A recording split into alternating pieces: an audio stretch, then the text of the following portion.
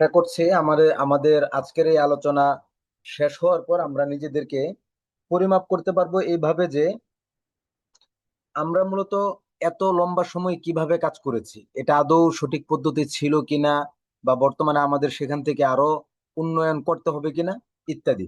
এবং আমরা যারা নবীন শিক্ষক আছি, যারা 1447 48 হিজরি সনে নতুন ফারেক হয়ে নিযুক্ত হয়েছে, কিংবা 1-2 বছর হয়েছে বা সবেমাত্র কিছুদিন হয়েছে নিযুক্ত হয়েছে, আমরাও ইনশাল্লাহ আমাদের সামনের যে সময়গুলো কাটাবো সেটা অত্যন্ত ফলপ্রসূভাবে কাটাতে পারবো এবং সতর্কতার সাথে চলতে পারবো বলে আমি আশা করি ইনশাল্লাহ।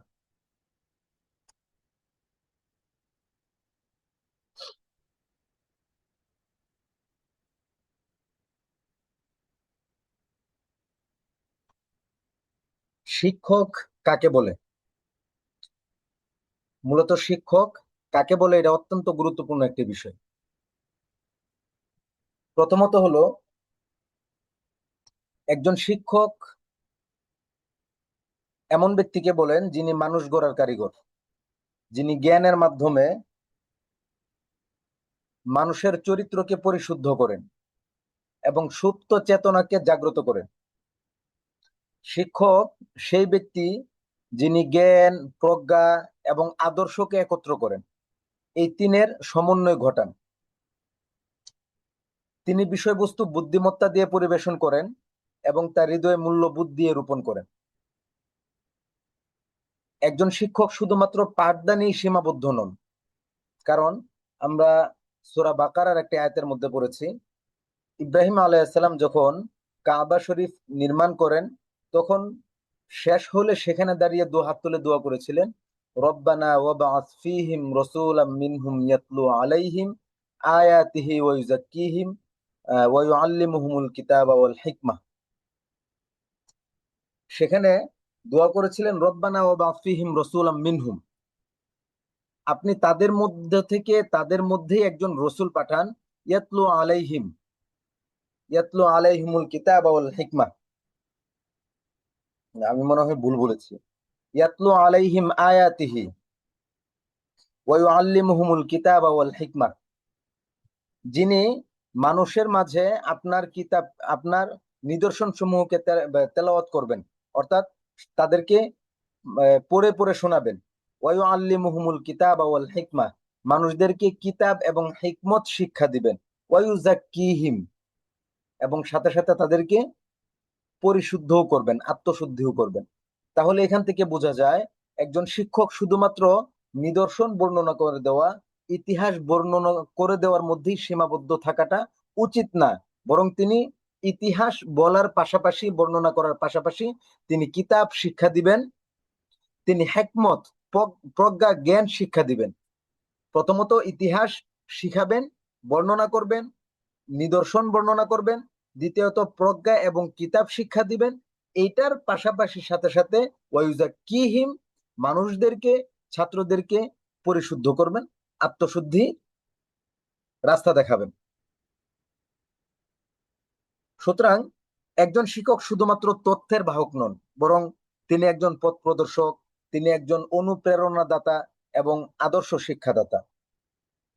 একজন শিক্ষক তার ছাত্রদের বোঝাপড়া, পার্থক্য নির্ধারণ এবং উন্নতির দিকে পরিচালিত করেন। তিনি শিক্ষার্থীদের সঠিক বিচারে সক্ষমতা এবং আত্ম উন্নয়নের দিকে এগিয়ে নিয়ে যান, যাতে তিনি তাদের এমন ব্যক্তি হিসেবে গড়তে পারেন, অর্থাৎ ছাত্রদেরকে এমন ভাবে গড়তে পারেন যারা উপকারী হবে তাদের দিনের জন্য, উম্মার জন্য, সমাজের জন্য এবং নিজেদের জন্য। সুতরাং শিক্ষক জ্ঞানের বাতিঘর, পথ নির্দেশনার প্রদীপ এবং একটি জাতির উন্নয়নের মূল ভিত্তি।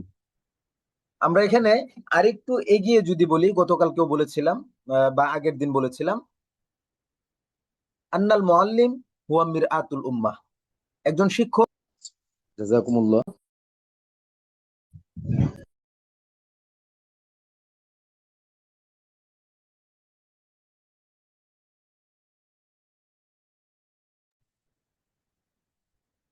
একজন শিক্ষক হলেন হুয়া মিরআতুল উম্মাহ, উম্মার আয়না। কখন তিনি উম্মার আয়না হবেন? যদি তিনি হন নিষ্ঠাবান, সত্যবাদী, চিন্তাশীল এবং ধৈর্যশীল, তাহলে জাতির ভবিষ্যৎ আলোকিত হবে। এখন আমরা যারা শিক্ষক আছি,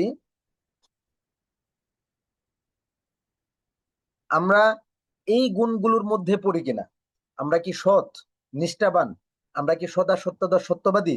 আমরা কি উম্মা নিয়ে চিন্তা করি, ছাত্রদেরকে নিয়ে চিন্তা করি, চারপাশ নিয়ে চিন্তা করি? আমরা কি ধৈর্যশীল? এই বিষয়গুলো যদি আমার ভিতরে সমন্বয় ঘটে বাস্তবিক পক্ষে, তাহলেই কেবল আমি এক উম্মার আয়না হতে পারবো। আর না হয় সেদিন আমি বলেছিলাম যে উম্মার আয়না হিসাবে আমাদের মধ্যে যেই ধুলোবালি যুক্ত হয়েছে, আমরা যে ধুলোবালি আমাদের মধ্যে লেগেছে, আসলে উম্মা আমাদের মধ্য থেকে কখনোই সঠিক রাহনুমা পাবেন না। কারণ আমি আয়নার সামনে গিয়ে যদি আমার চেহারায় দেখতে না পারি ধুলোবালির কারণে, আমি চেহারার মধ্যে মেকআপ কি দিয়ে করব? চেহারার ময়লা আমি কি দিয়ে দূর করব? সুতরাং প্রিয় শিক্ষক মন্ডলী বৃন্দ, আমাদের মধ্যে এমন কিছু গুণ প্রবেশ করাতে হবে, বা আমাদের মধ্যে এই গুণগুলোকে আরো বেশি ঝালাই করতে হবে, যাতে করে আমরা সত্যিকার অর্থেই জাতির, উম্মার আয়না হতে পারি। এখানে আমি একটা কথা একটু আগে বলেছিলাম, এটাকে আমি আবার পুনরাবৃত্তি করছি, যে এই সমস্ত গুণের অধিকারী ব্যক্তি ছাত্রদেরকে এমন ভাবে করবেন যে একজন শিক্ষক ছাত্রদেরকে এমন ব্যক্তি হিসেবে গড়তে পারেন যারা উপকারী হবে। যে ছাত্ররা উপকারী হবে তাদের দিনের জন্য, ছাত্ররা উপকারী হবে উম্মার জন্য, ছাত্ররা উপকারী হবে সমাজের জন্য, এবং ছাত্ররা উপকারী হবে তাদের নিজেদের জন্য। বর্তমান তো আমাদের সময়গুলো এমন হয়েছে যে আমরা ছাত্রদেরকে এমন ভাবে গড়ে তুলি, তারা নিজেদের জন্য উপকারী হতে পারে না, অন্য মানুষের জন্য, দিনের জন্য কিভাবে উপকার হবে, কিভাবে উপকারী হিসেবে গড়ে উঠবে। আমাদের আজকের সম্ভবত আত্তরিক ইলাল কুরআন ক্লাসের মধ্যে বলেছিলাম যে আমরা ওলামায়ে কেরাম, আশরাফ আলী থানভী রহমাতুল্লাহ আলাইহি একটা কথা বলেছিলেন যে উলামায়ে কেরামদের বদনাম বলার ব্যাপারে তোমরা সতর্ক থাকো, তিনি যত বড় খারাপ ব্যক্তি হোক না কেন। কারণ উলামায়ে কেরাম হলো আম জনতার দ্বীনের কেন্দ্রস্থল। যদি উলামায়ে কেরামের ব্যাপারে আমরা আমজনতার মাঝে গীবত বলি, বদনাম বলি, তাহলে ওই ব্যক্তিগুলা উলামায়ে কেরাম থেকে দূরে সরে যাবে। আর যখন তারা উলামায়ে কেরামকে ছেড়ে দিবে, তারা দিন থেকে বিমুখ হয়ে যাবে। এই জন্য আশরাফ আলী থানভী রহমাতুল্লাহ আলাইহি বলেছিলেন যে একজন আলেম যদি জিনাকারীও হয়, তবুও তার বদনাম জনসমাগমে বলার ক্ষেত্রে তোমরা সতর্ক থাকো। আমার মনে আছে 2000 সম্ভবত 21-22 বা এই সময়টাতে আমাদের ওয়াজের ময়দানগুলো এত বেশি সমালোচিত হয়েছিল যে বক্তার কাজই যেন ছিল মাইক সামনে পেলেই অন্যের সমালোচনা করা। তখন বিশ্বাস করেন এত বেশি লজ্জিত হয়েছিলাম, একটা লম্বা সময় ঘর থেকে আমি বেরোতে পারিনি। কারণ রাস্তায় যখন বের হতাম, রাস্তায় বের হইলেই অটোওয়ালা, রিক্সাওয়ালা, সাইকেলওয়ালা, আমজনতা, যে ধরনের ব্যক্তি হোক না কেন, তারা শুধু একটাই কথা যে আলেম কি করতেছে, তারা ওয়াজের ময়দানে এসে তারা এত এত টাকা নেয়, করে এটা কি? আল্লাহ আমাদের মাফ করুন। এবং আমরা যদি সত্যিকার অর্থে আলেম হই, আমরা কখনোই অন্যের গীবত বলতে পারবো না, আমরা হিংসা করতে পারবো না, এবং অনেক কিছুই আমরা করতে পারবো না, যিনি একজন সত্যিকার অর্থের আলেম। আমরা এখন শুধুমাত্র কিতাব পড়নে ওয়ালা আলেম আমরা মাদ্রাসা থেকে বের করি। বড় আফসোস হয় এজন্য যে একজন ছাত্র, একজন ছাত্রী মাদ্রাসা থেকে দাওরা পড়ে বের হয়, বিশ্বাস করেন আমার কসম করে বলতে মনে চায় যে এই ছাত্র ছাত্রী কিভাবে তাদের ভিতরে হিংসা এই মানে লালন করতে পারে, কিভাবে তাদের ভিতরে হিংসা থাকতে পারে, কিভাবে তাদের ভিতরে অহংকার থাকতে পারে, এবং কিভাবে তারা আমলহীনতায় দুর্দিনে তাদের নিজেদেরকে ঠেলে দিতে পারে। আমার বড় আফসোস হয় এগুলো দিয়ে। একজন দাওরা ফারিকিন আলেমকে যদি আপনি 100 জনের মধ্যে ইন্টারভিউ আমরা নেই, আমরা হাতে গোনা কিছু মাত্র পাবো যারা দৈনন্দিন কোরআন তেলাওয়াত করেন, আর বাকিরা এর থেকে বহু দূর চলে গেছে।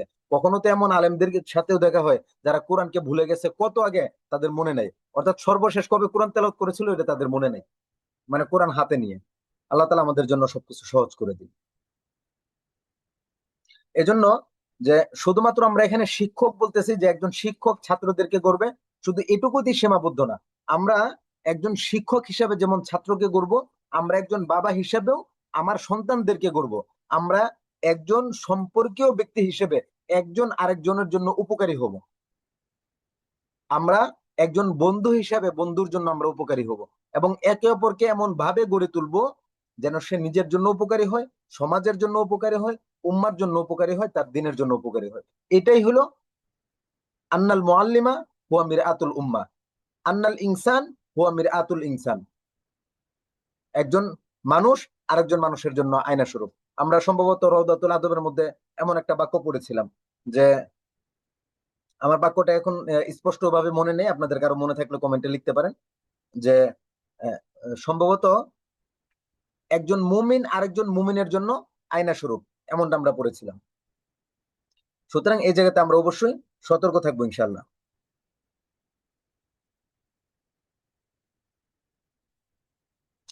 শিক্ষক বা শিক্ষকের মর্যাদা, শিক্ষক কে, এটা হলো সবচেয়ে বড় প্রশ্ন। আমরা তো শিক্ষকের সংজ্ঞা জানলাম, শিক্ষক কাকে বলে এটা আমরা জানলাম, কিন্তু আসলে শিক্ষক কে, এটা অত্যন্ত গুরুত্বপূর্ণ একটা প্রশ্ন। আমি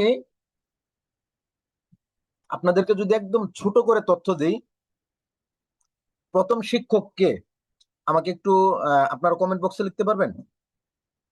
প্রথম শিক্ষক কে, আমাকে একটু ঝটপট লিখে ফেলেন।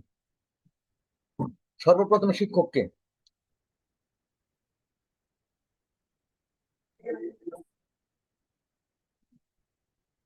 আমি কি একা আছেন, আপনারাও সাথে আছেন?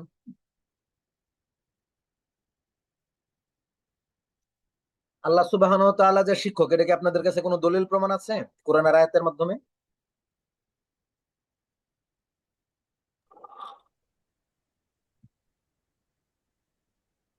একটু ঝটপট বলে ফেলে ভাই।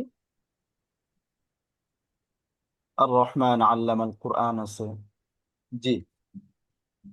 এছাড়া আরো তো আছে, ইয়ের মধ্যে সূরা আলাকের মধ্যে আছে ইকরা ইকরা বিসমি রাব্বিকাল্লাযী খালাক খালাকাল ইনসানা মিন আলাক ইকরা ওয়া আপনি রাব্বুকাল আকরাম সাব্বির আল্লাযী ভাই, আল্লামা বিল কলম।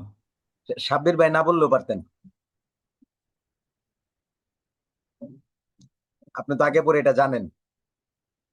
আমি জানতে চেয়েছিলাম আমাদের যারা নতুন শিক্ষক মন্ডলী আছে ওনাদের কাছ থেকে। আচ্ছা, আর রহমান আল্লামাল কুরআন, আমরা জাস্ট এটুকুই বলবো আল্লামা ইউআল্লিমু। আল্লামা ইউআল্লিমু ভাবে তাফসীর থেকে যখন আসে তখন অন্যকে শিক্ষা দেওয়া। তাহলে আল্লাহ তাআলা স্বয়ং যেখানে নিজে শিক্ষক হিসেবে ঘোষণা করতেছেন, সেখানে শিক্ষকতার পেশার চেয়ে সর্বোত্তম পেশা পৃথিবীতে আর কিছু নেই। আল্লাহ তাআলা নিজেকে বলেন এই যে আনা তাজিরুন, আল্লাহ তাআলা ব্যবসায়ী, আল্লাহ তাআলা উমুক, আল্লাহ তাআলা তুমুক, এ ধরনের কিছু বলেন, সরাসরি বলছেন তিনি শিক্ষক। নিজের নামের সাথে নিজের সাথে শিক্ষকতার সিফাতকে জড়িয়ে নিয়েছেন। এবং পরবর্তী শিক্ষক হলো স্বয়ং রাসূলুল্লাহ সাল্লাল্লাহু আলাইহি ওয়াসাল্লাম। কারণ রাসূলুল্লাহ সাল্লাল্লাহু আলাইহি ওয়াসাল্লাম নিজেই বলেছেন ইন্নামা বুইসতু মুআল্লিমান। সুতরাং এই দর্স এবং তাদরিস আর তালিম ও তাদরিস মিহনাতুল আম্বিয়া ওয়ার রাসূল। আল্লাহ তাআলার পরে যারা এই দর্স এবং তাদরিস তালিম নিয়ে মেহনত করেছেন তারা হলেন নবী এবং রাসূল। নবী রাসূলগণের পরে সমস্ত এই সমস্ত আলেম ওলামা বা রাসূল সাল্লাল্লাহু আলাইহি সাল্লামের জামানা থেকে যাদেরকে দায়িত্ব দেওয়া হয়েছে ওনারাও এই কাজগুলো করে আসছেন, এবং বর্তমান হলেন ইন্নামাল উলামা ওয়ারাসাতুল আম্বিয়া। আমরা নুরানীতে এই হাদিস অনেকবার অসংখ্যবার পড়িয়েছি, এবং আমরা এটুকুর মধ্যে সীমাবদ্ধ থাকি। কিন্তু একজন শিক্ষকের সিফাত, একজন আলেমের সিফাত যে সেই হাদিসের মধ্যে একদম কামা হাক্কুহু রয়ে গেছে, এটা আমরা কখনো চিন্তা করি না। কিভাবে? আমরা সাধারণত জানি একজন ওয়ারিশ ব্যক্তি গরিব ঘরের যদি সন্তান হয় তাহলে তিনি গরিব হিসেবেই ওয়ারিশ হবেন। পরবর্তীতে কোটিপতি হইলে এটা তার নিজের যোগ্যতা অভিজ্ঞতায় হয়েছে, এটা অন্য ব্যাপার। কিন্তু গরিব বাবার সন্তান ওয়ারিশ হিসাবে গরিবই হবে, কোটিপতি বাবার সন্তান ওয়ারিশ হিসাবে কোটিপতি হবে। এই ব্যাপারে আশা করছি আপনারা সকলে আমার সাথে একমত হবেন। তাহলে আমরা যদি নবীগণের ওয়ারিশ হই, নবীরা বলছেন যে আমরা কোনো মাল ধন সম্পদ কিছুই আমরা ওয়ারিশ হিসেবে রাখি না, আমরা রাখি ইলম। তাহলে আমরা যদি নবীগণের ওয়ারিশ হই, নবীর গুণাগুণ কি ছিল? আমি কি আমি কি সেই গুণাগুণের অধিকারী হইতে পারছি? দাওরা পর্যন্ত পরে কি হতে পেরেছি আমি? রাসূল সাল্লাল্লাহু আলাইহি ওয়াসাল্লাম তাহাজ্জুদ পড়তেন, রাসূল সাল্লাল্লাহু আলাইহি ওয়াসাল্লাম 24 ঘন্টা আমলে থাকতেন, জিকিরে থাকতেন, অন্যের কল্যাণে নিজেকে নিয়োজিত করতেন, গীবত থেকে দূরে থাকতেন, গুনাহ থেকে দূরে থাকতেন, সর্বকিছু থেকে যত গুণ ছিল রাসূল সাল্লাল্লাহু আলাইহি ওয়াসাল্লামের মাঝে, এই সমস্ত গুণ, অন্তত সমস্ত গুণ আমি বলবো না, এই পুরো 3 ভাগের 2 ভাগ বা 1 ভাগও কামহাক্কু আছে কিনা আমাদের মধ্যে। যদি না থাকে তাহলে ইন্নাল উলামা ওয়ারাসাতুল আম্বিয়ার মেজদাক, আমাদের নিজেদেরকে দাবি করা নিতান্তই নেহায়েত একটা ভুল হবে। সুতরাং আজকের এই ক্লাসের পরে আমরা প্রত্যেকেই নিজেকে নিয়ে মুহাসাবায় বসবো এবং রাসূল সাল্লাল্লাহু আলাইহি ওয়াসাল্লামের প্রকৃত ওয়ারিস কিনা এটা খুঁজে বের করব। যদি ওয়ারিস না হই, আজকের এই মুহূর্ত থেকে ওয়ারিস হওয়ার জন্য পাগল হয়ে যাব, কোমরে গামছা বেঁধে তারপরে রাস্তায় নামবো। আমরা যার ওয়ারিস হিসাবে দাবি করছি, প্রকৃত পক্ষে যেন তার ওয়ারিস হিসাবে নিজেদেরকে উপস্থাপন করতে পারি ইনশাআল্লাহ।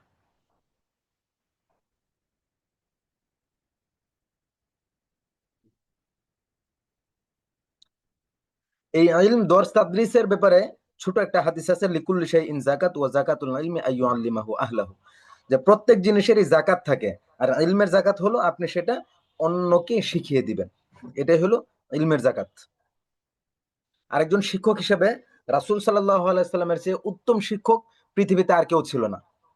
মুয়াবিয়া ইবনুল হাকাম রাদিয়াল্লাহু তাআলা আনহুর একটি হাদিস আছে যে মা রাআইতু মুআল্লিমান ক্বাবলাহু ওয়ালা বা'দাহু আহসানা তা'লিমান মিনহু।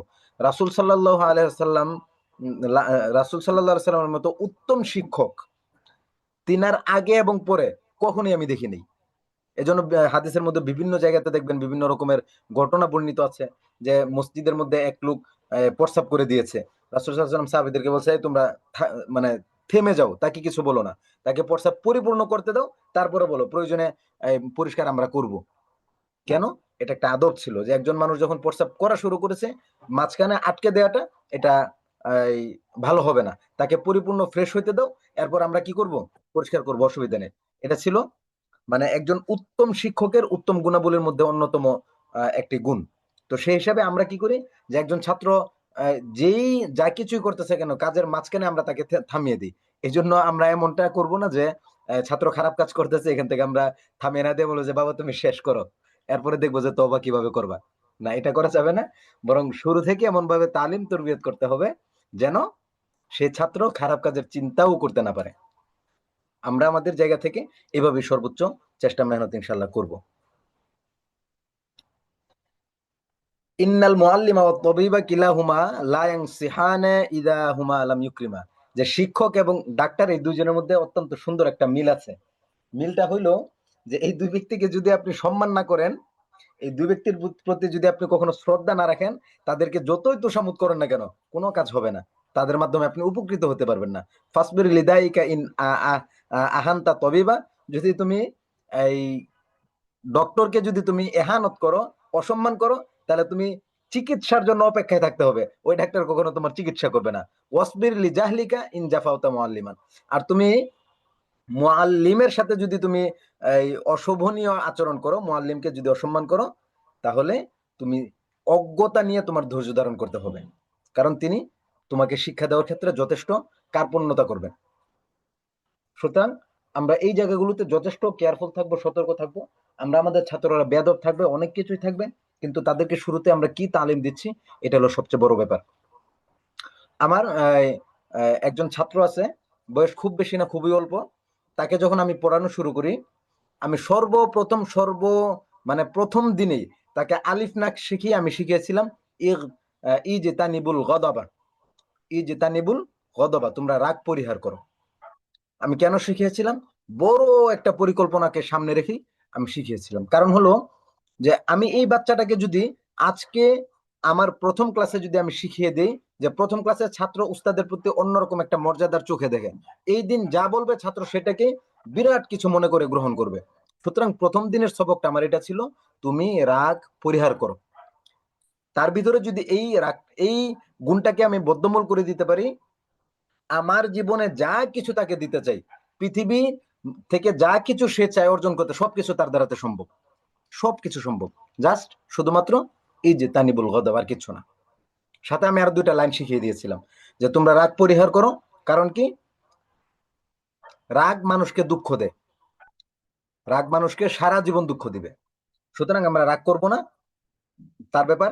এটাই আমার সবচেয়ে বড় প্রথম দিনের প্রথম ক্লাসের এটা সবক ছিল। তো সুতরাং এই জায়গা থেকে শিক্ষক হোক, ডাক্তার হোক, আমাদের উপরের ব্যক্তি হোক, আমাদের সাথের মানুষ হোক, যেই হোক না কেন, আমরা রাগ পরিহার করব, প্রথমেই আমরা রাগ পরিহার করব। আমি তো এটা আহ, কোন লেভেলের আত্মবিশ্বাসের সাথে আমি আপনাদেরকে বলতে পারবো যে আপনি যার সাথে রাগ করছেন তার মেজাজ যদি আপনি না ধরতে পারেন, না ধরে যদি রাগ করেন, একটা মানুষের পুরো জীবন নষ্ট হয়ে যেতে পারে। আপনি এটা কখনো কল্পনা করতে পারবেন না। কারণ কখনো কখনো এমন হইতে পারে যে মানুষটার সাথে আপনি রাগ করছেন তার জীবন, পুরো জীবন দিয়ে আপনাকে মানার চেষ্টা করে।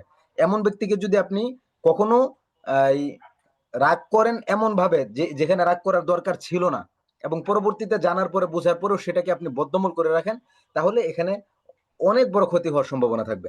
বিশেষ করে আমাদের ছাত্রদের মধ্যে এটা অনেক বেশি প্রবণতা। আমার তো, আমি যদি আমার নিজের উদাহরণ দেই, আমি যখন সরাফে কায় পড়ি, শরীফে কায়া দাওরা, এবং আমার একটা অভ্যাস ছিল যে আমি উস্তাদদের সারা জীবনের খাদেম ছিলাম।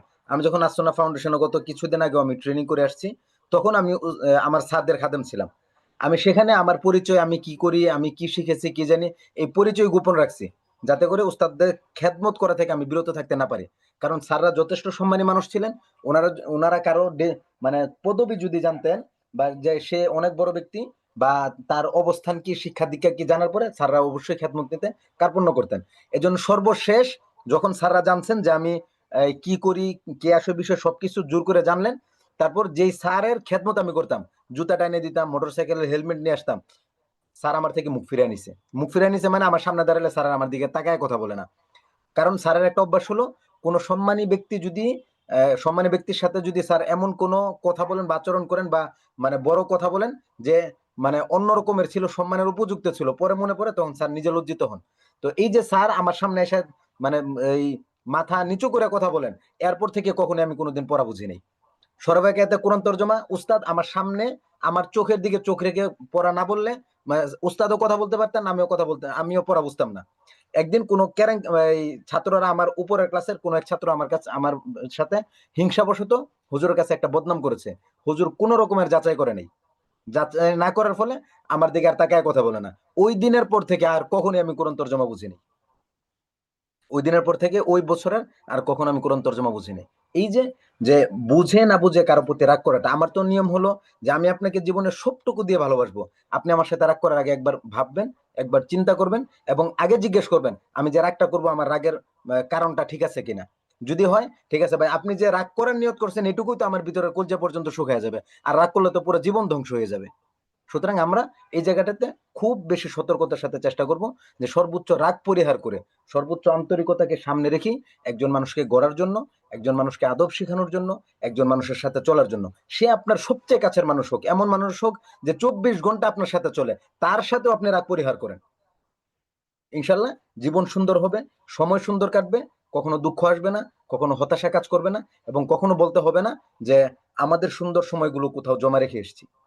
আল্লাহ তালা আমাদের জন্য সহজ করুন।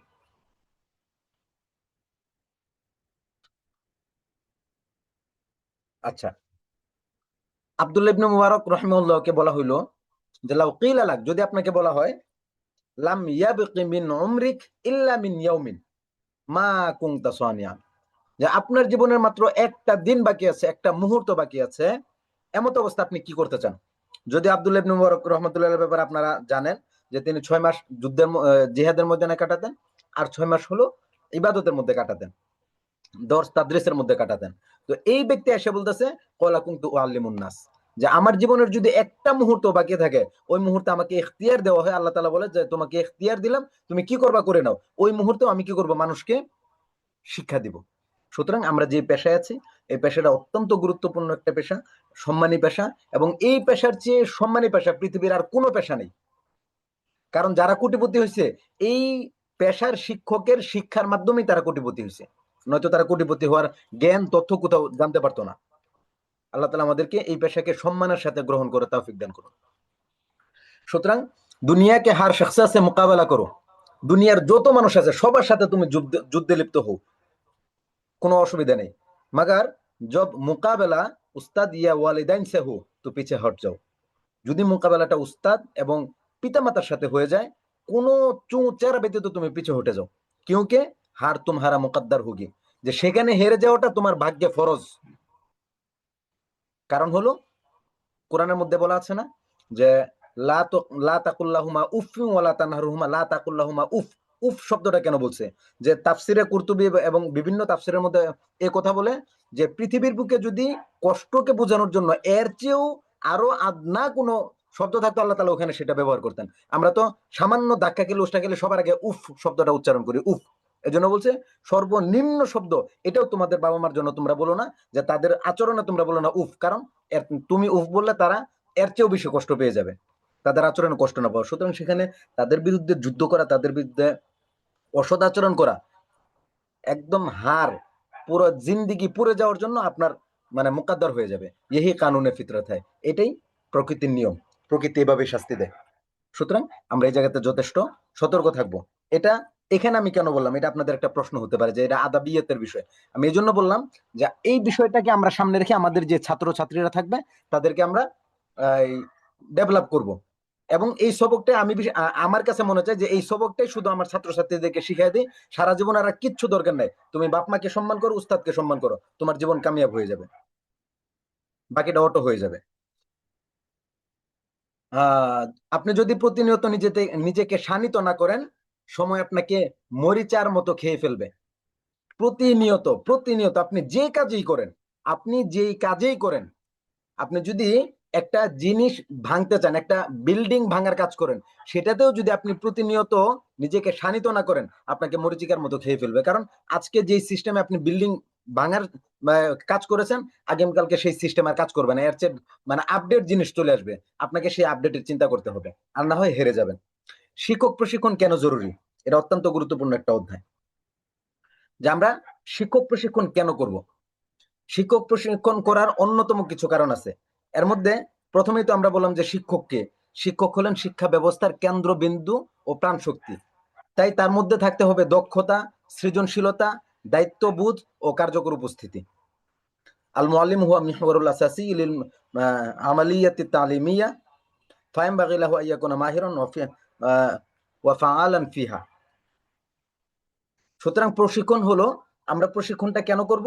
প্রশিক্ষণ করার জন্য সর্বপ্রথম কারণ হলো যে নিজের ভিতরের যে আমাদের অক্ষমতাগুলো আছে সেগুলোকে আমরা চিহ্নিত করব। চিহ্নিত করার পাশাপাশি সেটাকে আমরা শক্তিতে রূপান্তর করব। এজন্য আমি সাধারণত বলে থাকি প্রশিক্ষণ হলো নিজের অক্ষমতাগুলোকে চিহ্নিত করে তাকে শক্তিতে রূপান্তর করার একটা ল্যাবরেটরি, সেটা শক্তিতে রূপান্তর করার ল্যাবরেটরি। দক্ষতা অর্জনে এগিয়ে থাকা, কেন আমরা প্রশিক্ষণ প্রশিক্ষণ গ্রহণ করব? দক্ষতা অর্জন আমাদের এগিয়ে থাকতে হবে। কিভাবে? যে শুরুটা এখান থেকে হবে, কে আমি, কোথায় যাচ্ছি। আজকের দুনিয়া টিকে থাকতে হলে শুধু ভালো হওয়া যথেষ্ট নয়, সবার চেয়ে ভিন্ন দক্ষ হতে হয়। প্রশিক্ষণ সেই পথ যেটা একজন সাধারণ শিক্ষককে অসাধারণ শিক্ষককে নেতা কিংবা প্রভাবক বানিয়ে তোলে। প্রশিক্ষণ কেন জরুরি? এই যুগ প্রতিযোগিতার যুগ, যার কাছে আপডেট কোনো স্কিল নেই সে পিছিয়ে পড়েছে। শিক্ষক শব্দটি শুধু আজকে বোর্ডে লিখিয়ে পড়ানো নয়, বরং একজন ক্লাস লিডার, মোটিভেটর, গাইড এবং আইডল। প্রশিক্ষণ আমাদের শেখায় নতুন কৌশল, প্রযুক্তির ব্যবহার, মনস্তত্ত্ব এবং আত্মনিয়ন্ত্রণ। সুতরাং প্রশিক্ষণ মানে নিজের ভুলগুলোকে বুঝে নেয়া, উন্নতির পথে বাধাগুলোকে শনাক্ত করা, নতুন যুগের চাহিদা অনুযায়ী নিজেকে ঢেলে সাজানো, নেতৃত্ব, আত্মবিশ্বাস ও প্রজ্ঞা অর্জনের যুদ্ধ শুরু করা। এগিয়ে থাকার চ্যালেঞ্জ কি? প্রশিক্ষণহীন শিক্ষক যেখানে পুরনো কায়দায় ক্লাস নেয়, প্রশিক্ষণপ্রাপ্ত শিক্ষক আধুনিক উপায়ে শিক্ষার্থীদের মন জয় করে। প্রশিক্ষণহীন লোক শুধুমাত্র পড়ায়, আর প্রশিক্ষণপ্রাপ্ত লোক গড়ে তুলে মানুষ। প্রতিদিন যারা কিছু না কিছু শিখে নিজেকে এগিয়ে রাখে, তারাই আগামী দিনে নেতৃত্ব দেবে। আমার মনে আছে সম্ভবত আমার একটা বিজনেস ছিল আজ থেকে প্রায় 8-10 বছর আগে, সম্ভবত দাওরার বছর বা এর আগে হবে। নাম ছিল গোল্ডেন বিজনেস। সেই বিজনেসের আমার নাম ছিল গোল্ডেন বিজনেস। তো গোল্ডেন বিজনেসের একটা কি বলে এটা ট্যাগলাইন লিখেছিলাম। আমি ট্যাগলাইনটা এইভাবে লিখেছিলাম যে আমি আকাশের চাঁদ ছুঁতে চাই, আমি আকাশের চাঁদ তারা ছুঁতে চাই। কখনো যদি আনফরচুনেটলি সেই চাঁদটাকে ছুঁতে না পারি, অন্তত আমি মেঘমালাটা হলেও আমি ছুঁতে পারবো। সুতরাং তুমি তোমার স্বপ্ন অর্জনের জন্য যুদ্ধ করো, তুমি তোমার স্বপ্ন পূরণের জন্য প্রয়োজনে যুদ্ধ করো, সারা পৃথিবীর সাথে তুমি যুদ্ধ ঘোষণা করো যে হয়তো আমার স্বপ্ন পূরণ হবে, আর না হলে পুরো পৃথিবী আমি পুড়ে ফেলাম। বিকল্প কোনো সুযোগ নেই। নিজের স্বপ্নটাকে, নিজের লক্ষ্যটাকে এভাবে বদ্ধমূল করে সামনে যে আগাইতে পারছে, পৃথিবীতে সেই সফল কাম হয়েছে। কখনো কখনো আমরা আমাদের স্বপ্ন থেকে পিছিয়ে পড়ি। পিছিয়ে পড়াটা কখনো ভুলে হয়, কখনো ইচ্ছাকৃত হয়, কখনো অনিচ্ছাকৃত হয়, আবার কখনো আবেগের কারণে হয়। আপনাদেরকে আজকে ছোট একটা ক্লু আমি দিব যে আমরা নিজেদের অনেক সুন্দর সুন্দর স্বপ্ন দেখি, নিজেরা অনেক কিছু করার ইচ্ছা পোষণ করি, কিন্তু কখনো কখনো সমাজ, মানুষ, প্রকৃতি, আবেগ আমাদেরকে আটকে দেয়। কিভাবে আটকে দেয়? মনে করেন আপনি যদি আমার গুণের মানে আমার মতো হন, তাহলে আপনার সামনে একজন ছাত্র যদি বেয়াদবি করে, তাহলে আপনি আটকে যাবেন স্বপ্ন পূরণের থেকে। এই যে ছোট ছোট জিনিস, ছোট ছোট শব্দ, অনুভূতি গুলো আপনাকে যে অ্যাটাক করে, এটা আপনার জন্য অনেক বড় দুর্বলতা। এজন্য সর্বপ্রথম কাজ হবে এই দুর্বলতাকে দূর করা। আমরা অনেক সময় দেখা যায় কোনো আমাদের মধ্যে যদি কোনো কষ্ট আসে, আমাদের মধ্যে যদি কোনো আবেগ কাজ করে, যে হঠাৎ করে আমাদের ভিতরে একটা আবেগ কাজ করলো, এই কাজটা আমার করতে হবে, তখন আমার যত স্বপ্ন ছিল সবকিছুকে পিছনে ফেলে সাময়িক একটা এই স্বপ্ন পূরণের জন্য আমরা কি থাকি, দৌড়িয়ে থাকি। অনেক সময় দেখা যায় আমরা কোনো আহ, বস্তুর প্রতি আমরা কোনো বস্তুর প্রতি আকৃষ্ট হয়ে যাই, আমরা কোনো কিতাবের প্রেমে পড়ে যাই, আমরা কখনো মানুষের প্রেমে পড়ে যাই, আমরা কখনো প্রকৃতির প্রেমে পড়ে যাই। মানুষের দিল আল্লাহ দিছি ইশকের জন্য হয়ে যায়। তখন আমরা কি করি, আমাদের জীবনের যত কিছু আছে সব কিছুকে ছেড়ে ছুড়ে গিয়ে আমরা ওটার পিছনে লেগে যাই। এটা হলো জীবনের চরম পর্যায়ের একটা ভুল। এটা হলো আমাদের জীবনের চরম পর্যায়ের একটা ভুল। বরং এখানে সবচেয়ে বড় বুদ্ধিমানের কাজ হলো আমরা আমাদের আবেগকেও পূরণ করব, আমরা আমাদের স্বপ্নকে পূরণ করব। কিভাবে? কিভাবে? মনে করেন সাপোজ আপনার জীবনের একটা ইচ্ছা যে আপনার শিক্ষকতার পেশায় আপনি অনেক দূরে গিয়ে যাবেন, কিন্তু আপনার আরেকটা ভালো লাগা হইলো আপনি লেখক হতে চান, অথবা আপনি কোনো কিতাব পড়তে ভালো লাগে, অথবা আনফরচুনেটলি কখনো কোনো প্রকৃতির প্রেমে আপনি পড়ে গেছেন। তখন কি কাজ হবে? আপনার প্রকৃতিকেও আপনার লাগবে, আপনার স্বপ্ন আপনার লাগবে। এমন যেন কখনো না হয়ে যায় যে আপনি সেই প্রকৃতিকে আপনার কি বলে আগলে নিতে গিয়ে, সেই প্রকৃতি উপভোগ করতে গিয়ে আপনার জীবনের স্বপ্নের অর্ধেক আপনি মিসমার করে ফেলছেন। যদি এমনটা হয়, তাহলে আপনি ভুলের মধ্যে আছেন, সেটাকে আপনার ঠিক করতে হবে। আমরা সেখানে করব যে প্রকৃতিকেও আমি আগলে নিব, আমার স্বপ্নকেও আমি এগিয়ে নিব, আমার আবেগের যে বিষয়বস্তুটা, আমার ভালো লাগার ভালোবাসার যে বস্তুটা, সেটাকেও আমি সমান তালে এগিয়ে নেব, আমার স্বপ্নটাকেও এগিয়ে নেব। এটার জন্য আপনার নিজের এখানে একটা এই, এটার জন্য আপনার এখানে কিছুটা অ্যাসেসমেন্ট প্রয়োজন হবে। অ্যাসেসমেন্টটা হলো আপনি যে জিনিসটাকে আগলে নিতে চেয়েছেন, আপনার যে লক্ষ্য, সেই লক্ষ্য কি সেই প্রকৃতির মাঝে আছে কিনা। আপনি যে বইটা পড়া শুরু করেছেন, যে আপনি একটা লাইনে ছিলেন, লাইন থেকে হঠাৎ করে বেলাইনে এসে আপনি অন্য একটা বই পড়েছেন, সেই বইটা কি আদৌ আপনার লক্ষ্যের সাথে অ্যালাইন কিনা, আপনার যে লক্ষ্য স্বপ্ন সেটার সাথে এটা পরিপূরক কিনা। যদি পরিপূরক না হয়, সেটার সাথে তো আপনার অ্যাডজাস্টমেন্ট হওয়ার কোনো সুযোগ নেই। আর যদি পরিপূরক হয়ও, তখন আপনি সেটাকে সাথে নেবেন, সাথে আপনার স্বপ্নটাকে সাথে নেবেন। আপনার যেই স্বপ্নটা, যেই মানে বইটাকে আপনি সাথে পেয়েছেন, তাকে আপনি কমেন্ট করবেন, ভাই আমার স্বপ্ন এই, আমার স্বপ্ন এই, আমার স্বপ্ন পূরণের জন্য আমার এই দরকার, তুমি আমাকে হয়তো সহযোগিতা করতে পারবা কিনা আমাকে বলো। সেই বইকে আপনি মনে মনে বলবেন, লিখবেন, আপনি নোট করবেন। বই যদি বলে যে হ্যাঁ ভাই ঠিক আছে, তোমার স্বপ্ন পূরণের জন্য আমি বিসর্জন দিব, কিন্তু কখনো কোনো অভিযোগ না যে আমাকে কেন পড়লো না, আমি আমার পাতাগুলোকে উই পোকা দিয়ে খাওয়াই ফেলবো, যদি এমন হয় সে বই আপনার উপযুক্ত না, সে বইকে আপনি ছেড়ে দিবেন। এভাবে যদি আমরা আমাদের জীবনকে চিন্তা ফিকির করে ধ্যান ধারণা করে আমরা সামনে এগোতে পারি, আমাদের ইচ্ছাও বাঁচবে, আমাদের স্বপ্নও পূরণ হবে, আমাদের ভালো লাগাগুলো পূরণ হবে। কিন্তু যদি এখানে সামান্যতম ভিন্ন দিকে আমরা চলে যাই, তাহলে আমাদের স্বপ্নও শেষ, আমাদের আবেগও শেষ। 2 দিনের আবেগ কয়দিন থাকবে? সবকিছু শেষ, মাঝখান দিয়ে শুধু আমাদের আফসোস আর হতাশা থাকবে। এজন্য এই ব্যাপারগুলো আমাদের খুব চিন্তা ফিকির করে সামনে এগোতে হবে। এখন সময় চ্যালেঞ্জ গ্রহণের, নিজেকে বদলানোর, নিজেকে পরিবর্তনের। সুতরাং আপনি কি করবেন? নিজেকে প্রশ্ন করুন, আমি কি প্রতিদিন 1 ইঞ্চি হলেও এগুচ্ছি? সুযোগ পেলেই অংশ নিন প্রশিক্ষণে, প্রশ্ন করুন, শিখুন ও বাস্তবে তা প্রয়োগ করুন। যারা আপনাকে উপহাস করে, তারা একদিন আপনার প্রশিক্ষণ সেশনেই সামনে বসে শিখবে। শুধু আপনি নিজের প্রতি আত্মবিশ্বাস রাখতে হবে। জীবনে এই ধরনের অনেক পরিস্থিতির মধ্যে আমরা পড়ি। আমাকে অনেকে পাগল বলে। আপনারা হয়তো মাঝে মাঝে অনেক ঘটনা বলি, সেখান থেকে আপনারা বুঝে থাকবেন পাগল কেন বলে। আমি ওভার থিঙ্কিং করি। ওভার থিঙ্কিং করার যথেষ্ট কারণ আছে, সেটা আমার ভুল। কিন্তু আমি চিন্তা করি যে আজ থেকে 10 বছর পরে চিন্তাটা আমি করি। তো আমাকে টিটকারি করতো যারা আমাকে টিটকারি করতো, আমার মনে আছে আমি আসুন্না ফাউন্ডেশনে যখন আমি কোর্স করি, ওই সময় আমার একজনের সাথে পরিচয় হয়। উনি আমার স্বপ্ন জানতে যাওয়ার পর আমি বলছিলাম আগামী 1 বছরে আমি 100 জন মানুষকে ট্রেনিং করাবো, মাত্র 100 জন মানুষকে ট্রেনিং করাবো। তখন তিনি বলেছিলেন আহ তুমি কিছুই করতে পারবে না, তুমি কিছুই করতে পারবে না। সাথে আরেকজন তাল মিলিয়েছিলেন ওই সময়টাতে।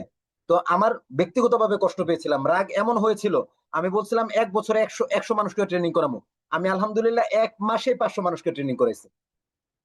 1 বছর বাদ দিয়ে আমি তাদেরকে দেখাইছি যে আমি 1 মাসে 500 মানুষকে ট্রেনিং করাতে পারি, 5x। সুতরাং আমি পাগল কেন? যারা আমাকে পাগল বলতো তাদের সাথে আমি হাঁটা শুরু করেছিলাম। একটা পর্যায়ে এসে দেখছি তারা হাঁটতে হাঁটতে মানে পিছলায় পড়ছে, আর আমি এখন দৌড়াইতেছি। আলহামদুলিল্লাহ, ফালিল্লাহিল হামদ ওয়া লাহুশ শুকর।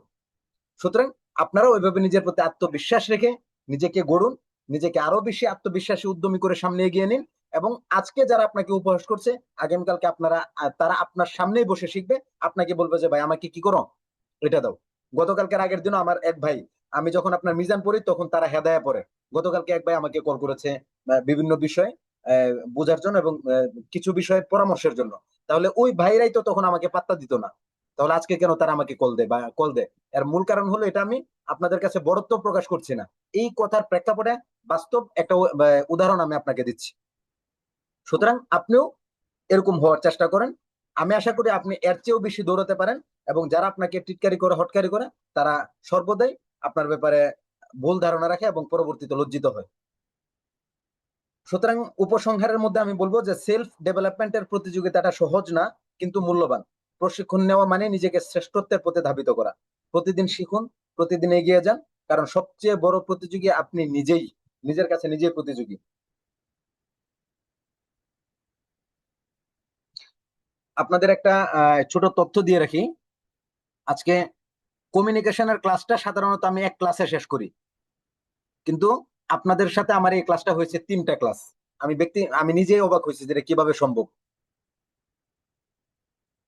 শর্ট এবং স্মার্ট অ্যানালাইসিস, এখানে দেখেন একটা কথা বলেছি যে নিজের জন্য একটি মূল্যায়ন শীট তৈরি করুন, নিজের শর্ট এবং স্মার্ট অ্যানালাইসিস করুন, নিজেকে পরিবর্তনের চ্যালেঞ্জ গ্রহণ করুন। এখন প্রশ্ন হলো আপনার শর্ট এবং স্মার্টটা কি, এটা কেন প্রয়োজন? আমি সচরাচর একটা কথা বলে থাকি, আমার career development, the art of career যেটা আছে আমার কোর্স, সেই কোর্সে আমি এটা আরো বিশদভাবে, এখানে তো আপনাদেরকে জাস্ট 2টা পয়েন্টে আমি আপনার লক্ষ্য নির্ধারণ বা ব্যক্তিকে অ্যানালাইসিস করার বিষয় আমি জানাবো। আর ওইখানে আমি অন্তত সর্বনিম্ন 10টা সিস্টেমে, 10টা মেথডে একজন মানুষ কিভাবে নিজেকে মানে সেলফ অ্যাসেসমেন্ট করবে, নিজেকে বুঝবে, নিজেকে শিখবে, আসলে সে যা করছে এটা তার জন্য সঠিক কিনা, তার এটা থেকে বের হয়ে আসা উচিত কিনা, নাকি তার আরো কোনো বড় কোনো কিছু করা দরকার, তার কি কি করা দরকার, কোনটা বাদ দেওয়া দরকার, সমস্ত কিছু আমি career, art of career, career ডেভেলপমেন্টের কোর্সের মধ্যে আমি 3 দিনের সেই কোর্সটা, সেটার মধ্যে আমি করিয়ে থাকি, সেটার মধ্যে আমি করিয়ে থাকি। তো এটার মধ্যে শুধুমাত্র 2টা জিনিস আমি আপনাদেরকে বলবো, যে এটা একজন মানুষ, আমাদের ছাত্ররা আমাদের কাছে আছে, ওস্তাদ আমি কি করব, আমরা আমরা আমরা নিজেরা যা বুঝি সেটাই বলি, কিন্তু ছাত্র আসলে কি করতে পারবে সেটা আমরা কখনো বুঝি না, বুঝারও চেষ্টা করি না। আমি আরবি ভাষাবিদ মানে ছাত্ররা বলি তুমি আরবি ভাষাবিদ হো। আমি ফিকহি, আমি ফকি মানে ছাত্ররা বলি তুমি ফকি হো। আমি মধু বিক্রি করি, ভাই তুমিও মধু বিক্রি করো। আমি বাদাম বিক্রি করি, তুমিও বাদাম বিক্রি করো। কেন ভাই?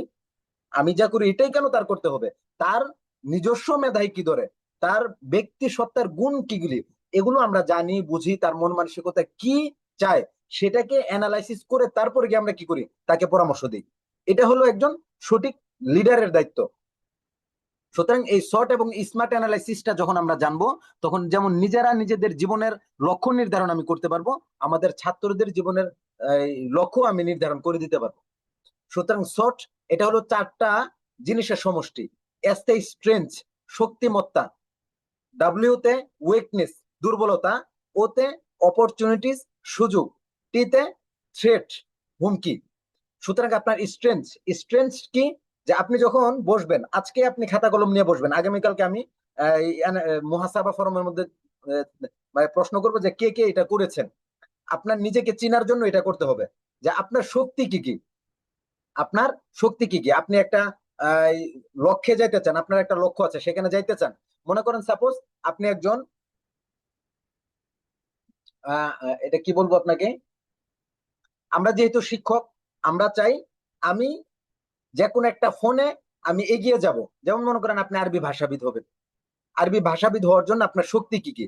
আপনি আরবি ভাষাবিদ হওয়ার জন্য আপনার সামনে যত উপকরণ দরকার, আপনার যে ইচ্ছা দরকার, এগুলো কি আপনার সামনে উপকরণ আছে কিনা? যদি থাকে তাহলে এটা আপনার শক্তি, যে আপনি এখান থেকে নিতে পারবেন। যেমন মনে করেন এখানে শক্তি হলো যে শেখার আগ্রহ এবং আত্ম উন্নয়নের মানসিকতা, যোগাযোগ ও ভাষাগত দক্ষতা, দায়িত্ববোধ ও কাজের নিষ্ঠা, নৈতিকতা ও মূল্যবোধের দৃঢ়তা। আপনি একজনের সামনে একটা কথা বলবেন, কথা বলার ক্ষেত্রে সেই কাজে আপনি এগিয়ে যাওয়ার জন্য আপনার স্ট্রেংথ কি, আপনার শক্তি কি। আমি আপনার উম, মাঝে মাঝে আমাদের অনেক এই, ছাত্ররা থাকে, আমাদের অনেক সহপাঠীরা থাকে, তারা চাকরির জন্য আবেদন করতে চায়। যেমন গত কিছুদিন আগে একজন আমাকে বললো যে ভাই আমি, আপনার এটাকে বলে এইচআর বলে, বিজনেস পরিভাষায় এইচআর বলে, হিউম্যান রিসোর্স। সেটা হলো লোকবল নিয়োগ করা, প্রতিষ্ঠানের নিয়ম কানুন প্রণয়ন করা ইত্যাদি বিভিন্ন বিষয়গুলা সেখানে আপনার এই, কাজ করতে হয়। তো আমাকে বললো যে আমি এইচআর হইতে চাই। আমি বললাম যে ভাই আপনি এইচআর হবেন, এইচআর হওয়ার জন্য আপনার শক্তি কি। আমরা আটটা 8টা 10-এ ছেড়ে দিব। আপনাদের সবার এখানে কি 8টা 15 নামাজ না 8টায় নামাজ? সবাই একটু কষ্ট করে মেসেজ করবে।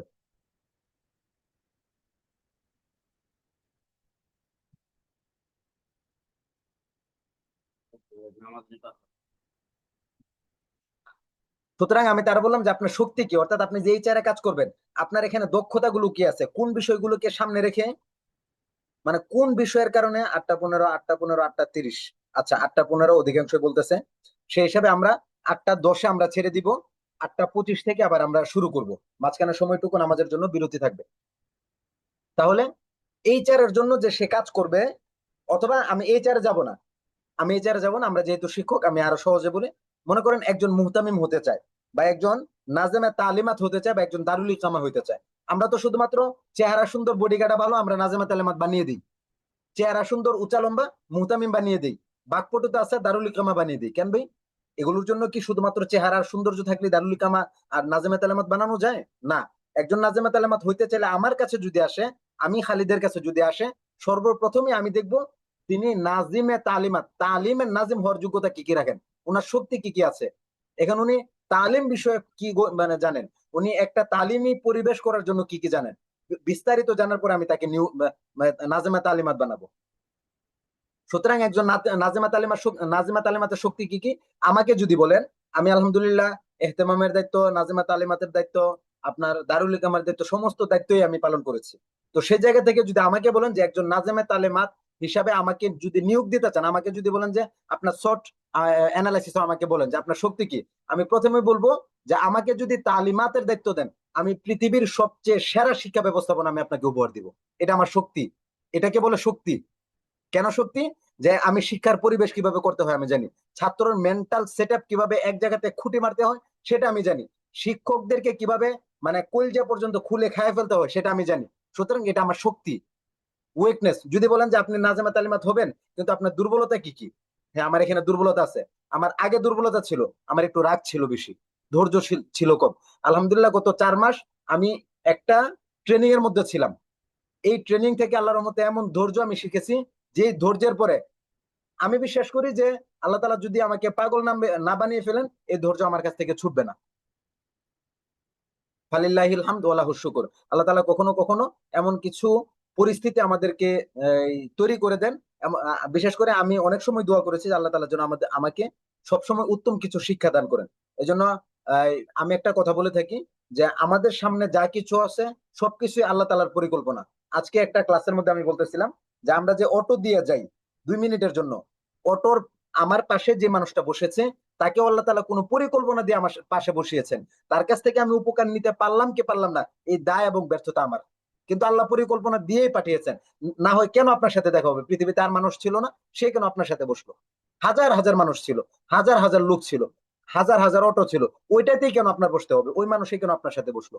সুতরাং এটা চিন্তার বিষয়।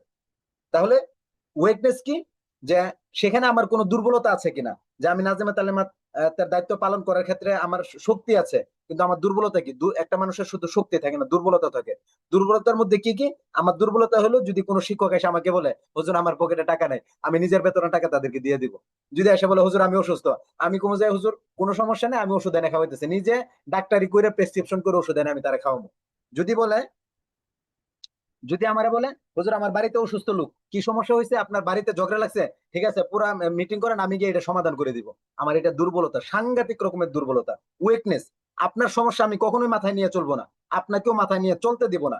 এটা হলো আমার দুর্বলতা। একদিকে যদি বলেন দুর্বলতা, আরেকদিকে বলবো আমার জীবনের অন্যতম একটা শক্তির সবচেয়ে বড় শক্তি হইলো, আমি আপনাকে কখনোই টেনশন যুক্ত রাখবো না, আপনাকে আমি টেনশন মুক্ত রাখার জন্য প্রয়োজনে পুরো পৃথিবী আমি একদিকে নাড়িয়ে দিব। আপনি যখন আমার সহপাঠী হবেন, সহকর্মী হবেন, আমার সাথে চলবেন। অপরচুনিটি, সুযোগ। সুযোগ মানে কি, যে এই যে আমি নাজেমা তালিমাত তার দায়িত্বটা আমি পালন করব, এটার জন্য আমার কি কি সুযোগ আছে, এই নাজেমা তালিমাতের জন্য আমার কি কি সুযোগ আছে, যে সেখানে আমার সুযোগ কি কি। প্রথমে আমি দেখব যে এই সেখানকার পরিবেশগত সুবিধা কি, আমার নাজিমা তালিমাতের দায়িত্ব পালন করার জন্য আমার সেখানকার সুযোগ সুবিধা কি, সেখানে আমি কতটুকু কাজ করতে পারবো, সেখানে আমার প্রতিবন্ধকতা কি কি আছে, আমার বিভিন্ন আপনার একজন মানুষের পিছিয়ে যাওয়ার জন্য কোনো সমস্যা আছে কিনা, মোতামিম সাহেব কি পিছনে আঙ্গুল দেওয়ার লোক কিনা, শিক্ষকরা কি ভেটু দেওয়ার লোক কিনা, এ ধরনের বিষয়গুলো আমি দেখবো। আমার মনে আছে 2024 সালে সম্ভবত আমি নারায়ণগঞ্জ একটা জায়গাতে, আমি সেখানে আপনার এই নায়েবে মুহতামিমের দায়িত্ব পালন করি। তখন একজন নুরানি শিক্ষক ছিলেন, নুরানি শিক্ষক। ওনাকে কোনো এক প্রসঙ্গে আমি একটা কথা বলেছিলাম, উনি এটাকে প্রচন্ড রকম মন খারাপ করেছেন, যে আপনি নায়েবে মুহতামিম, আমারে বলবে মুহতামিম বলবে, কমিটি বলবে, আপনি নায়েবে মুহতামিম বা আপনি নাজেমে তালিমাত হয়ে আমাকে বলার কি, এ ধরনের একটা এই এই অভিযোগ তিনি করেছেন। তো এক পর্যায়ে ওনার সাথে আমি কিছু বলিনি, সবার সাথে আমার ব্যাপারে বদনাম বলছি, আলহামদুলিল্লাহ কোনো অসুবিধা নেই, সবকিছু আমি ম্যানেজ করে নিছি। তো সর্বশেষ উনি আমার সাথে কিছুটা বার্গেনিং করেছে। বার্গেনিং করার ফলে আমি কিচ্ছু বলি নাই, জাস্ট একটা শব্দ আমি বলেছিলাম। ওই শব্দের পরে, ওই শব্দের পরে ওই যে আপনার ওই যে আমি বললাম যে শিক্ষকরা আপনার সাথে ভেটু দিতে পারে কিনা, সে আমাকে একটা ভেটু দিছিল, উনি আমাকে একটা ভেটু দিছিল। ওনাকে আমি কড়া ভাষায় একটা কথা বলেছিলাম, ওই কথার পরে সমস্ত শিক্ষক যারা ছিল, মোতায়েম সাহেব সহ, আমার নাম শুনলে সোজা হয়ে যেত, যে ওনার সাথে চাইলে যে কোনো কিছু বলা যাবে না। আমার কথা হলো ভাই, আমি আপনাকে মেনে নিয়েছি, আপনাকে ভাই দিল থেকে মেনে নিয়েছি, আমার কেটে কুচি কুচি করে ভিতরে ঢুকায় ফেলেন, আমি উফ শব্দটা পর্যন্ত বলবো না, কিন্তু ভাই আমাকে আপনি ভেটু দিবেন, খোদার কসম আমি আপনাকে ছাড়বো না। আমাকে ভেটু দেওয়ার কোনো সুযোগ নাই, আমাকে আদর করে ভালোবাসে সবকিছু খাইয়া ফেলেন, আমার রাগ দেখাইবেন আমার সামনে, আমি একদম সব তছনছ করে ফেলবো। এটা আমার আগের মেন্টালিটি ছিল, বাট স্টিল ফর নাও এই ধরনের কোনো মেন্টালিটি আমার নাই। বরং আপনি আমাকে রাগ দেখাইছেন, বা রাগ দেখায় যদি আপনি খুশি থাকেন, বা আমিও খুশি, কোনো সমস্যা নেই। তাহলে এটা হলো আমার সুযোগ। থ্রেট কি, হুমকি কি, যে হুমকিটা হলো এমন এমন একটা জায়গায় মাদ্রাসা, আমি নাজিমাত তালিমাতের দায়িত্ব পালন করলাম, আমি শিক্ষা পরিবেশ উন্নয়ন করব, আমি আপনার এই এই মাদ্রাসার মার্কেটিং করব, ছাত্র আনবো, এই সমস্ত কিছু করব। এখন ভাই আমি মানে আমি বললাম যে মোতায়েম সাহেব, আমার তো এখানে 100 ছাত্র টার্গেট করেছি, আমি আপনি আমাকে মার্কেটিং এর জন্য টাকা দেন। ভাই আপনি মার্কেটিং করবেন, আপনার পয়সা দিয়ে করেন, আমি মাদ্রাসার পয়সা কেন দেবো? এটা হলো আমার জন্য হুমকি, কাজটা আমি করতে পারবো না। এই নারায়ণগঞ্জের ওই মাদ্রাসার মধ্যে অভিভাবক সম্মেলনে 70,000 টাকা খরচ করছে, এক আনার ফায়দা হয়নি। আমি ওনাকে বলছিলাম যে আমাকে আপনি অনলি 10,000 টাকা দেন, আপনার এই মাদ্রাসা ছাত্র দিয়ে জায়গা দিতে পারবেন না, আমি এই ব্যবস্থাপনা আমি আপনাকে করে দিব।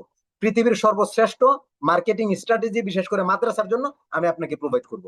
কিন্তু ওনার কথা হলো, ওই যার যেমন বুঝ দাড়ি কেটে রাখো মুছ একটা প্রবাদ আছে, এখন হলো কথা এটা যে ভাই আপনি ছোট মানুষ, আপনার কথা আমি কি মানবো? আমার মনে চাইছে আমি অভিভাবক সম্মেলন করবো করে, আমি সেটাও বলছি ভাই অভিভাবক সম্মেলন করেন, 70,000 দরকার নাই, অভিভাবক সম্মেলনে মাত্র আমি 10,000 টাকা খরচ করবো, অসুবিধা নেই। অভিভাবকরা পাগলা কুত্তা হয়ে যাব, তাদের প্রত্যেকের আত্মীয় স্বজনের এই এই ছাত্র ছাত্রী পর্যন্ত আমার মাদ্রাসায় দিবে। কিন্তু ওই যে স্বার্থপরতা, আলহামদুলিল্লাহ আল্লাহ তালা মাফ করুক, তাদের কাছ থেকে যে শিক্ষা আমি দেখেছি, মোতায়েম সাহেবকে আমি বলেছিলাম যে হয়তো আপনি নিজে পরিবর্তন হন, নয়তো বেইজ্জতি স্যার আপনি এখান থেকে বের হইতে পারবেন না। তার পরিস্থিতি দেখে আমি 1 মাস পরে নিজে সরে আসছি। 2 মাস পরে উনি এবং ওনার সাথে আরেকজন ছিলেন এমন ভাবে বেইজ্জতি হয়ে বেরোইছেন, ওনার জিনিসপত্র এলাকা থেকে নিয়ে যেতে পারেননি। আল্লাহ মাফ করুক, আমাদের সবাইকে এই ধরনের বেইজ্জতি থেকে হেফাজত করুক। এজন্য সামনে আমাদের কথা আসবে বিচক্ষণতা, আমাদের অবশ্যই বিচক্ষণ থাকতে হবে, অবশ্যই বিচক্ষণ থাকতে হবে। দূরদর্শিতা যদি না থাকে তাহলে কোথাও টিকতে পারবো না আমরা।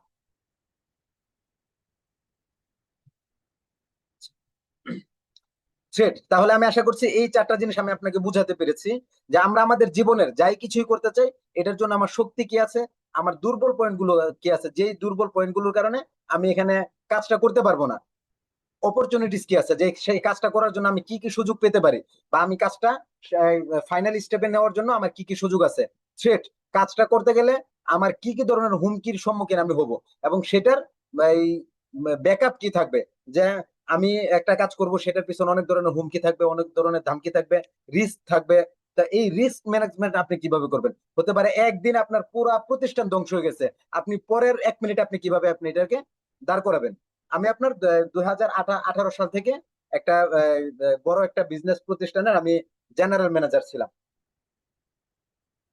আমাকে এই, কি বলে, কোম্পানির ডিরেক্টর, এই যে বুট কমিটি আর কি, যারা বুট ডিরেক্টর আছে, তারা আমাকে একটা প্রশ্ন করেছিল যে আপনি তো আমাদের জেনারেল ম্যানেজার, আপনার কাছ থেকে আমরা একটা বিষয় জানতে চাই, যে কি, যে ভাই আনফরচুনেটলি যদি আজকে এই মুহূর্তে যদি আমাদের প্রতিষ্ঠানটা ধসে যায়, তাহলে বিজনেসকে দাঁড় করানোর জন্য, আপনি প্রোডাক্টটা বানানোর জন্য আপনি কি ধরনের পদক্ষেপ গ্রহণ করবেন? তা আমি তাকে খুব বেশি বলি নাই, আমি বললাম যে এক কথায় প্রকাশ করবো কি, যে আজকে যদি পুরো প্রতিষ্ঠান ধ্বংস হয়ে যায়, আমি রাস্তার মাঝখানে দাঁড়িয়ে আমি আপনার প্রোডাক্ট বানিয়ে দিব, কোনো অসুবিধা নেই। জাস্ট আমাকে একটা ডাল ঘুটুনি দিবেন আর একটা পাতিল দিবেন, আর কিচ্ছুর দরকার নাই। আমি এই রাস্তার মাঝখানে দাঁড়ায় পার ডে আপনাকে 10,000 10,000 পিস করে আমি মাল প্রোডাকশন করি। তাহলে এটা ছিল আমার শক্তি, এটা ছিল আমার শক্তি। এ ধরনের সিস্টেমেটিক ভাবে যদি আপনি সামনে চলতে পারেন, আশা করছি অনেক বিষয়গুলো সামনে আসবে, অনেক বিষয়গুলোকে আমরা নিয়ে যেতে পারবো। স্মার্ট, স্মার্টের মধ্যে যে আপনি এটার মধ্যে মূলত এখানে 5টা শব্দের সমষ্টি, যে স্পেসিফিক, আপনার নিজের একটা লক্ষ্য থাকতে হবে নির্দিষ্ট, আপনি কোথায় যেতে চান, আপনি কোথায় যেতে চান, এটার একটা নির্ধারিত স্পেসিফিক লক্ষ্য থাকতে হবে। যে আমি আরবি ভাষা শিক্ষাবিদ হইতে চাই, আমি লেখক হতে চাই, আমি প্যারেন্টিং এ দক্ষ হইতে চাই, আমি সবচেয়ে ভালো একজন শিক্ষক হতে চাই, আমি একজন ফকিহ হইতে চাই, আমি একজন আদিব হইতে চাই, আমি একজন বালাগাত শাস্ত্রের পণ্ডিত হইতে চাই। কোনো একটা স্পেসিফিক নির্দিষ্ট একটা বিষয় আপনার দক্ষতার জন্য অথবা নিজেকে পরিচয় করানোর জন্য অবস্থান থাকতে হবে। এম মেজারেবল, পরিমাপযোগ্য।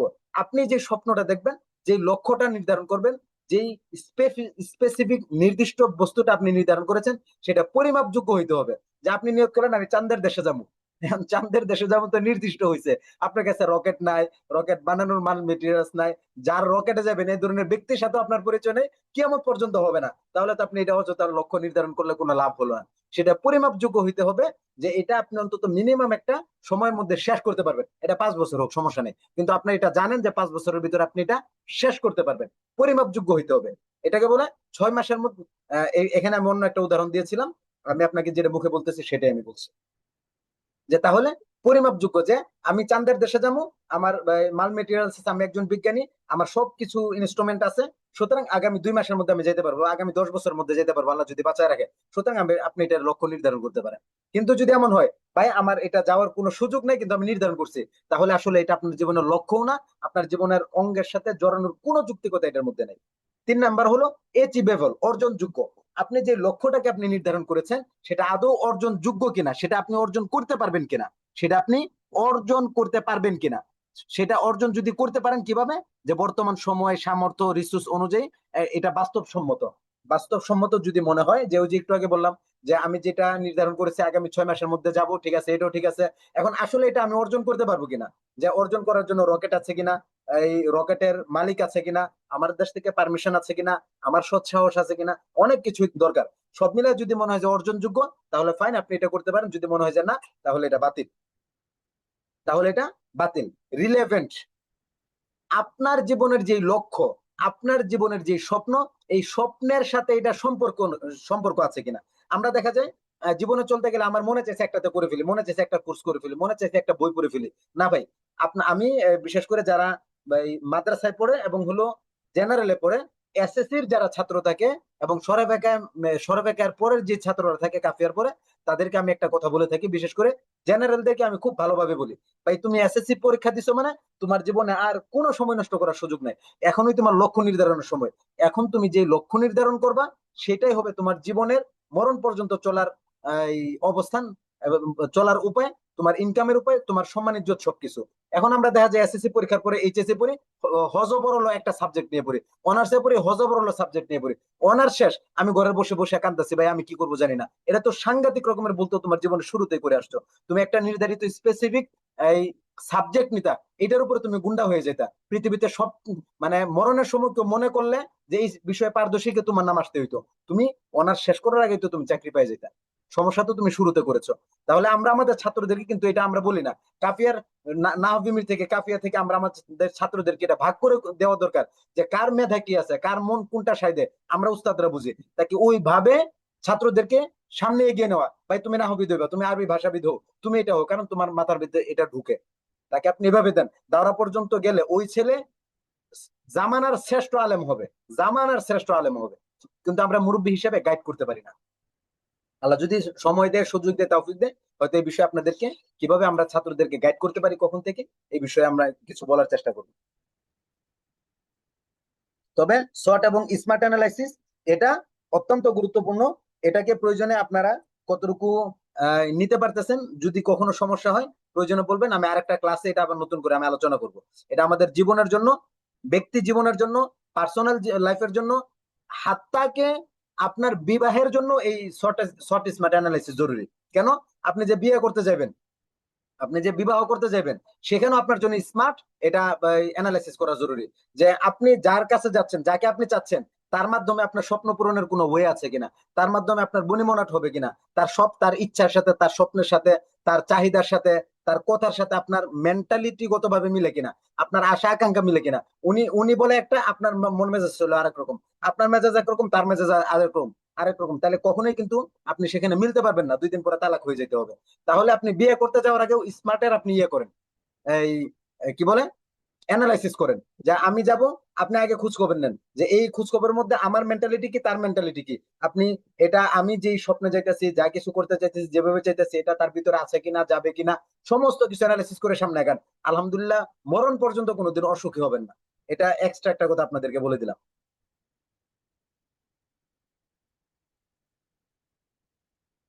এক্সট্রা একটা কথা বলে দিলাম, আপনি বন্ধু বানাবেন, স্মার্ট অ্যানালাইসিস করেন। আপনার কাউকে ভালো লাগছে, স্মার্ট অ্যানালাইসিস করেন। স্মার্ট অ্যানালাইসিস এর মধ্যে যদি আপনার মনের সাথে মিলে, আপনার মেজাজের সাথে মিলে, সামনে আগান। আর না হয় চিন্তা করার আগে মাথা থেকে এটাকে ফেলে দেন। না হয় সারা জীবন কষ্ট, সময় নষ্ট, হতাশা, এগুলো সারা জীবনে কিছু করতে পারবেন না। আল্লাহ তাআলা আমার জন্য সহজ করুন। তাহলে টাইম বাউন্ড, সর্বশেষ হলো টাইম বাউন্ড, যে আমি যে জিনিসটাকে চাচ্ছি, আমি যে বস্তুটাকে চাচ্ছি, এটা আমি কত সময়ের মধ্যে আমি অর্জন করতে পারবো। আপনি ওই যে চাঁদের দেশের কথা বলেছিলাম, সেটা ওই যে আমি মেজারেবলের মধ্যে বলেছিলাম যে পরিমাপযোগ্য, এটা আসলে আদৌ সম্ভব কিনা। টাইম বাউন্ড, আপনি সময় নির্ধারণ, যে আপনি যদি সময় নির্ধারণ না করেন, আপনি চিন্তা করলেন ভাই চলছে গাড়ি যাত্রা বাড়ি চলতেই থাকুক, আমি একটা জিনিস চাইলাম, আমি চলতে থাকি ভাই, পামু ভাই, পামু পামু ভাই, এভাবে চলবে না। আপনি একটা লক্ষ্য নির্ধারণ করেছেন, এটার জন্য সময় নির্ধারণ করেন, আমি এই লক্ষ্যে আগামী 2 মাসের মধ্যে পৌঁছাবো, পৌঁছাবো মানে পৌঁছাবো, এটার জন্য যা লাগে আমি সব করব, যা লাগে সব করব। এটার জন্য যদি আল্লাহর সাথে বাজি ধরতে হয়, প্রয়োজন আল্লাহর সাথে বাজি ধরবো। আজকে আমি একজনকে বলতেছিলাম যে আল্লাহ তো আমাদেরকে মায়া করে বানাইছে, ঠিক না? অবশ্যই মায়া করে বানাইছে। আমি যাই কিছুই করি, আহ, আল্লাহ এটা আমাকে দিতেই হবে। একজন সম্ভবত আমাকে বলেছিলেন, কি যেন একটা বলেছিলেন, ও একজন বলেছিলেন যে আল্লাহ তাআলা যদি কবুল করেন, আল্লাহ তাআলা যদি কবুল করেন, আমার কথা হলো ভাই, আল্লাহ কবুল করবেন কেন? আল্লাহকে বাধ্য করতে হবে কবুল করার জন্য। আল্লাহকে কি করতে হবে? বাধ্য করতে হবে কবুল করার জন্য। তুমি আমার বানাইছো মানে আমার বানাইছো, তুমি আমার এটা কবুল করতে হইব। আমি এটা চাইছি, আমাকে এটা দিতে হইব। এবং চাওয়াটা অবশ্যই আপনার সৎ থাকতে হবে, চাওয়ার ক্ষেত্রেও সৎ থাকতে হবে। সেক্ষেত্রে আল্লাহর কাছ থেকে জোর করে তাই না হেঁচড়ায় আপনার টেনে নিয়ে আসতে হবে। সুতরাং আমি আল্লাহর কাছে আমরা কি করব, যে আল্লাহ আমি এই জিনিসটা চাই, তোমার জন্য চাই, অন্য কোনো জিনিসের জন্য না। আপনি যে জিনিসটা চাইছেন আল্লাহর জন্য চাইতে হবে, অন্য কোনো কিছুর জন্য না। সো যখন এটা হবে, তখন আপনি কি করবেন, যে আল্লাহ আমি তোমার জন্য এটা চাইছি, আগামী 6 মাসের ভিতরে আমার এটা দরকার, তুমি আমাকে দিতেই হবে। আমি জানি না কেমনে দিবা, কেমনে দিবা আমি জানি না, আমার হাত পা আছে, আমার কিচ্ছু নাই, আমি অনাথ, অসহায়, তুমি কিভাবে দিবা তোমার দায়িত্ব। আমার বলার দরকার, তোমার কাছে আরজি দেওয়ার আমি দিয়ে দিছি, তুমি তো বলছো আরজি দিতে দিছি, হিসাব শেষ। সুতরাং এলএম সে পেহলে আদব হে, এলএম শিখার পূর্বে আদব অত্যন্ত জরুরি। একজন সফল শিক্ষকের গুণাবলী, একজন সফল শিক্ষকের ব্যক্তিগত গুণাবলী কি কি? প্রথমত হলো নিয়তের বিশুদ্ধতা থাকতে হবে, নিয়তের বিশুদ্ধতা থাকতে হবে। 2 নম্বর হলো আমলের পাবন্দিতা থাকতে হবে। 3 নম্বর হলো আত্মমর্যাদাশীল হওয়া। 4 নম্বর মেহনতি ও কর্মঠ হওয়া। 5 নম্বর সাহসী এবং বিনয়ী। 6 নম্বর জুহুদ এবং কানাআত থাকা। 7 নম্বর তাজকিয়ে নফস থাকা। 8 নম্বর বিষয় ভিত্তিক জ্ঞানের গভীরতা থাকা। 9 নম্বর জ্ঞান অনুযায়ী উপস্থাপন করার যোগ্যতা থাকা। 10 নম্বর ছাত্রদের চাহিদা বোঝার মন মানসিকতা থাকা। 11 নম্বর ছাত্রদের কল্যাণকামী হওয়া। 12 নম্বর ছাত্রদের দিয়ে কোনো খেদমত না নেওয়ার চেষ্টা করা। 13 নম্বর সহকর্মীদের সাথে সদাচরণ করা, প্রতিদ্বন্দ্বী না হওয়া। প্রথমেই হলো নিয়তের বিশুদ্ধতা। নিয়তের বিশুদ্ধতা কেমন?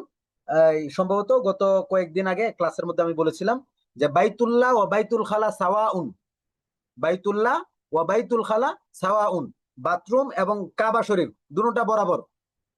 কোন এক কিতাবের মধ্যে পড়েছিলাম। কেন বরাবর? যদি কাবা শরীফ তাওয়াফের সময় আপনার নিয়তের বিশুদ্ধতা না থাকে, আপনার নিয়ত থাকে কি বলে গুনাহে গুনাহে যুক্ত, তখন কিন্তু সেই বাইতুল্লাহ তাওয়াফ করাটা আপনার জন্য নেকি হবে না। আর আপনি টয়লেটে গেছেন, সেখানেও আপনি নিয়তের বিশুদ্ধতা আছে, সেখানেও আপনার নেকি হবে। সুতরাং বাইতুল্লাহ ও বাইতুল খালা সাওয়াউন। এখানে আপনার আমরা তাকওয়া বলি, নিয়তের বিশুদ্ধতা। এখানে যতগুলা কথা বলছে এর মধ্যে সবচেয়ে গুরুত্বপূর্ণ ব্যাপার হলো তাকওয়া। শাইখ জাকারিয়া রহমতুল্লাহ আলাইহিকে প্রশ্ন করা হয়েছিল যে হযরত, তাকওয়া কাকে বলে? তাকওয়া কাকে বলে? হযরত বলেছিলেন তাকওয়ার প্রথম স্তর হলো নিয়তের বিশুদ্ধতা। আচ্ছা, 10 বেজে গেছে। ঠিক আছে, ঠিক আছে, আমি নিয়তের বিশুদ্ধতা থেকে আমি পরে আলোচনা করছি।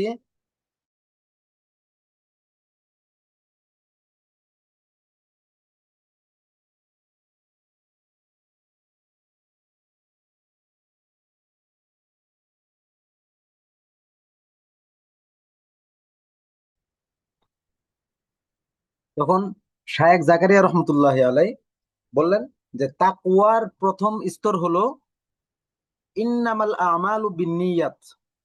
সমস্ত কাজ নিয়তের উপর নির্ভর করে। যে হাদিস আছে, হাদিস মোতাবেক যে যে কোনো কাজই করো না কেন, এটার নিয়ত বিশুদ্ধ করো। তাকওয়ার প্রথম স্তর। আর তাকওয়ার সর্বশেষ স্তর হলো আনতা আবুদাল্লাহ কাআন্নাকা তারাহু।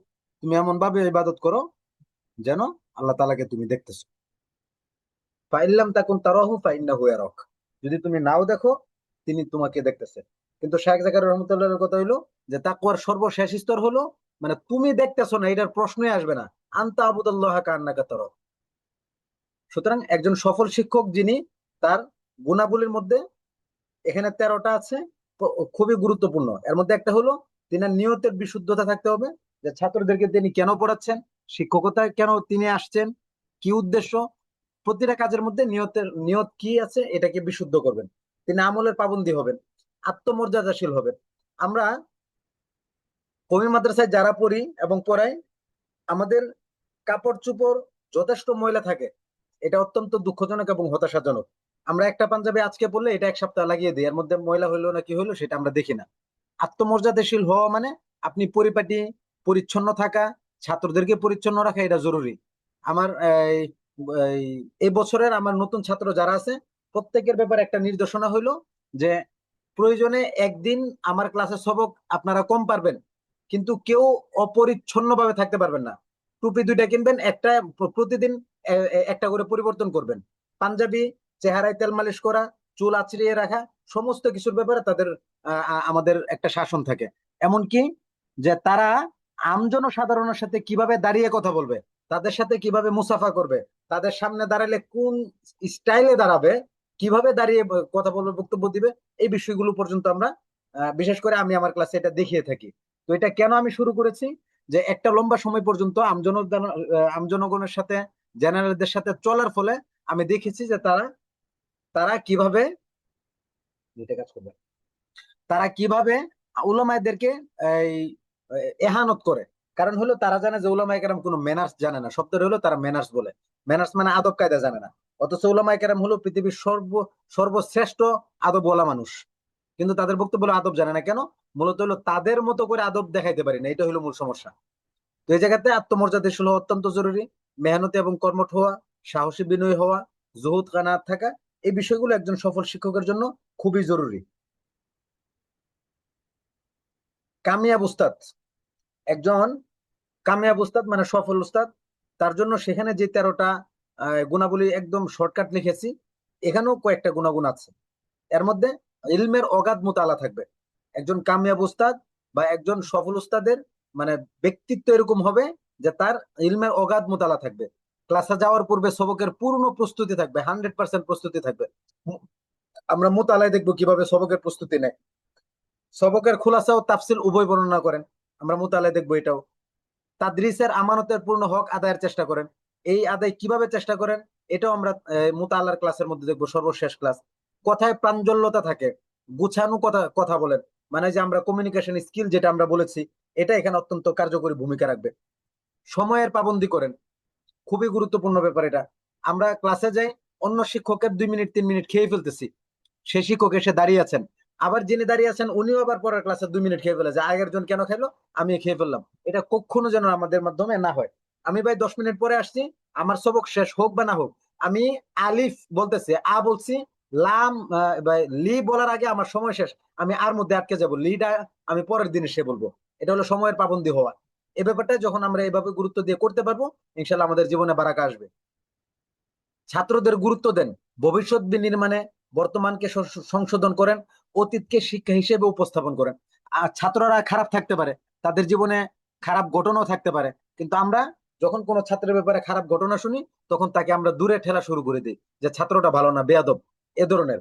অথচ আমাদের শিক্ষকদের উচিত যে ছাত্র যতই বড় বেয়াদব না হোক হোক না কেন, যত খারাপই হোক না কেন, তাকে আদর সোহাগ দিয়ে ভালোবেসে তাকে ভালোর পথে নিয়ে আসা। আমি আমার ছাত্রদেরকে সারা জীবন একটা কথা বলে থাকি, ভাই তোমরা যাই কিছুই করো না কেন, যত খারাপ কাজে করো না কেন, অন্তত আমাকে একবার বলে যেও, অথবা করে এসে আমার বলে যে ওস্তাদের আমি করে ফেলছি। কেন? আমি যখন তার বিষয়গুলো জানবো, তার এই রূপগুলো আছে, তখন তাকে সংশোধন করতে আমার জন্য সহজ হবে। এবং আমি বিশ্বাস করি একজন আন্তরিক শিক্ষক যখন ছাত্রকে সংশোধন করবে, ওই ছাত্র কিয়ামত পর্যন্ত আর খারাপ কাজ করার, কোনো মন্দ কাজে লিপ্ত হওয়ার চিন্তাও করবে না, কল্পনাও করবে না। এজন্য আমরা ছাত্রদেরকে দূরে না ঠেলে, তাদেরকে এহানত না করে, তাদেরকে দেখতে না পেরে, বরং তাদের বর্তমানকে সংশোধন করব। অতীতের যত খারাপই আছে ওটাকে আমরা শিক্ষা হিসেবে উপস্থাপন করব, বর্তমানকে সংশোধন করব, এবং ভবিষ্যৎকে ছাত্রদের বিনির্মাণ করে দিব। একজন সফল শিক্ষকের অন্যতম একটা গুণাবলী ওইটা। সবকের তাকরির ছাত্রদের জেহান অনুযায়ী করেন। আমরা ছাত্রদের কাছে এমন ভাবে তাকরির করি যেন ছাত্রদের কাছে আমি যে বাহরুল উলুম এটা আমার বুঝাইতে হবে। যদি বাহরুল উলুম বুঝাইতে না পারি, ছাত্ররা আমাকে মানবে না। এটা আমাদের অনেকের ভিতরে এই বুঝটা আছে। অথচ ছাত্ররা, আপনি বাহরুল উলুম কিনা এটা দেখেন না, ছাত্র দেখে আপনি কতটুকু আন্তরিক, ছাত্রকে আপনি কতটুকু সময় দেন, ছাত্রকে নিয়ে আপনি কতটুকু চিন্তা ফিকির করেন, ছাত্র দেখে এটা। আপনি কতটুকু বন্ধুত্বপূর্ণ আচরণ, আচরণ মানে তাকে আপনি কতটুকু আগলে রাখতে পারেন, এটা দেখে ছাত্র। আপনি বাহরুল উলুম কি পরিমাণ চাকরি করে ফেলছেন, এটা দেখবে না, সে দেখবে আপনার আত্মমর্যাদা কতটুকু। ছাত্ররা দেখবে আপনার আত্মমর্যাদা কতটুকু, আপনি কথা দিয়ে কথা রাখেন কিনা, নাকি বরখেলাপ করেন, আপনি কি কি কাজ করেন, এই সমস্ত বিষয়গুলো ছাত্ররা খেয়াল করবে।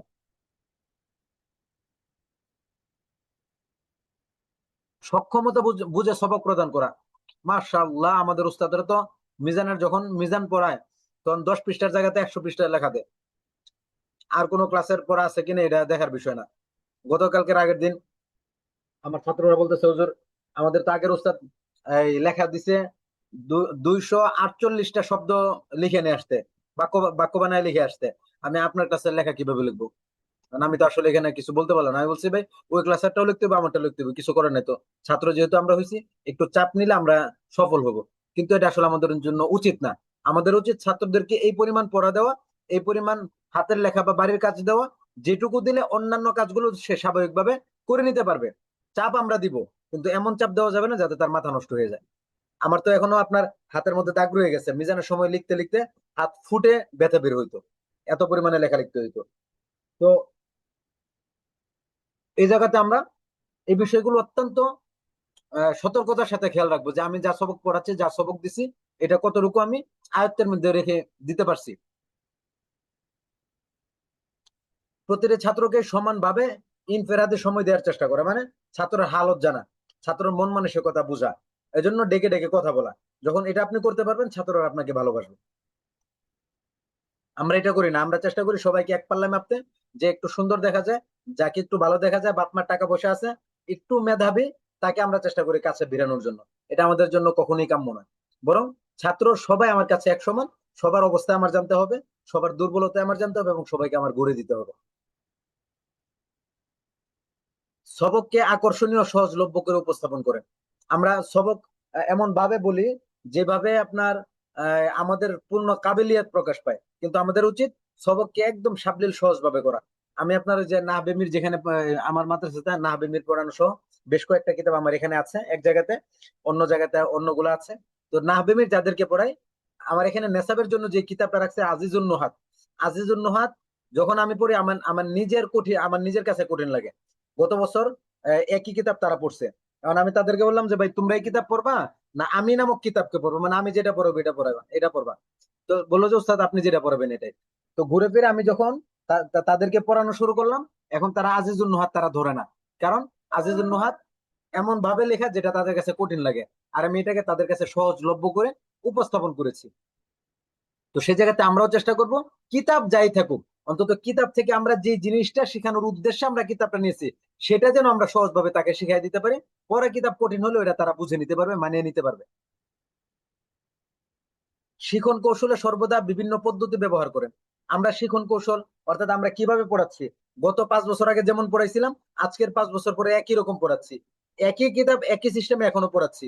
ভাই আমাদের চিন্তা করা উচিত যে গত বছর এই কিতাবটা পড়ানোর ফলে ছাত্ররা কতটুকু দক্ষতা অর্জন করতে পারছে, বা আমার কোন সিস্টেমটা ছাত্ররা বেশি দক্ষ হয়েছে, এটাকে রেখে বাকিটাকে পরিবর্তন করা, বাকিটাকে চেঞ্জ করা। এভাবে প্রতিনিয়ত নিজের নিয়ম কানুন বানানো।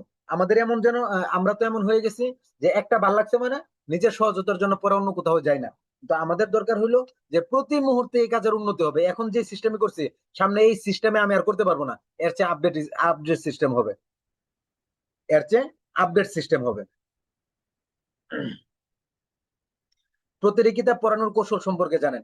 আমরা কিতাব পড়াই, আরবি ভাষার কিতাব পড়াই, নাহু সরফের কিতাব পড়াই, অনেক বিষয়ের কিতাব পড়াই, কিন্তু আমাদের মধ্যে অনেক শিক্ষক আছে আসলে এই কিতাবটা কেন পড়াইতে বলছে এটা আমরা জানি না। আমরা আল কিরাতুর রাশেদা পড়াই, যে কাফিয়া সরেজামি পর্যন্ত ছাত্ররা পড়ে, আরবি ভাষায় দুর্বল থাকে, মানে কেমনে এই দুঃখ আমরা শুভ এটা আমারে বলেন। অথচ আল কিরাতুর রাশেদা, কসসুন নবিয়্যিন, এই তারপরে কি এসো আরবি শিখি, এ ধরনের আরবির রওদাতুল আদব, আরবির গুরুত্বপূর্ণ কিতাবগুলো পড়ার পরে কোনো ছাত্র দুর্বল থাকতে পারে না। তার কথা বলায়, তার এই চলাফেরায়, তার আর বুঝায় কোনো কিছুতে সে দুর্বল থাকতে পারবে না। আমি আমার জামাতের যে ছাত্রগুলা তাদেরকে আমি বলছি তোমরা আপনারা দোয়া করেন, আল্লাহ চাইতো ইনশাল্লাহ আগামী 2 মাসের মধ্যে আপনারা যে কোনো কিতাবের ইবারত আপনারা পড়তে পারবেন বরকত দিয়া। আজকে থেকে এটা আমি শুরু করছি, আগামী হয়তো 5 দিনের মধ্যে তারা এটা অলরেডি শুরু করে দিবে। কি এটা কেন হইলো, যে আমার কথা হইলো আমি তাদেরকে কেন পড়াচ্ছি, নাহুমির কেন পড়াচ্ছি, কোন কারণে নাহু পড়াইতে হয়, এটা যখন আমরা জানবো বুঝবো তখন ছাত্রদেরকে আমরা সহজে ফায়দা দিতে পারবো ইনশাআল্লাহ। তালিমের সাথে আমলের পাবন্ধ করে তোলা। আমরা সবক পড়ে আমাদের দায়িত্ব শেষ করে দিই, কিন্তু সবক পড়ানোর পরেও যে ওই যে ওয়ায়ুআল্লিমুহুমুল কিতাবা ওয়াল হিকমা ওয়ায়ুযাক্কিহিম, আমরা ওয়ায়ুআল্লিমুহুমুল কিতাবা ওয়াল হিকমা বলেই শেষ করে দিই, ওয়ায়ুযাক্কিহিমের মধ্যে এখন আর যায় না, এখন আর যায় না। এজন্য আকাবিরিনে কেরাম এবং আমরা এই শিক্ষকদের মাঝে অনেক বড় একটা হায়াল পড়ে গেছে, পর্দা পড়ে গেছে।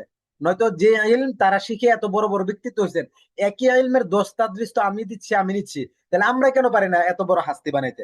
কোথায় সমস্যা? সমস্যা ওই এক জায়গায়, আমরা শুধুমাত্র ওয়ায়ুআল্লিমুহুমুল কিতাব ওয়াল হিকমা করতেছি, ওয়ায়ুযাক্কিহিমকে আমরা ছেড়ে দিছি। অথবা আমরা কেউ ওয়ায়ুযাক্কিহিম করতেছি, ওয়ায়ুআল্লিমুহুমুল কিতাব ওয়াল হিকমা ছেড়ে দিছি।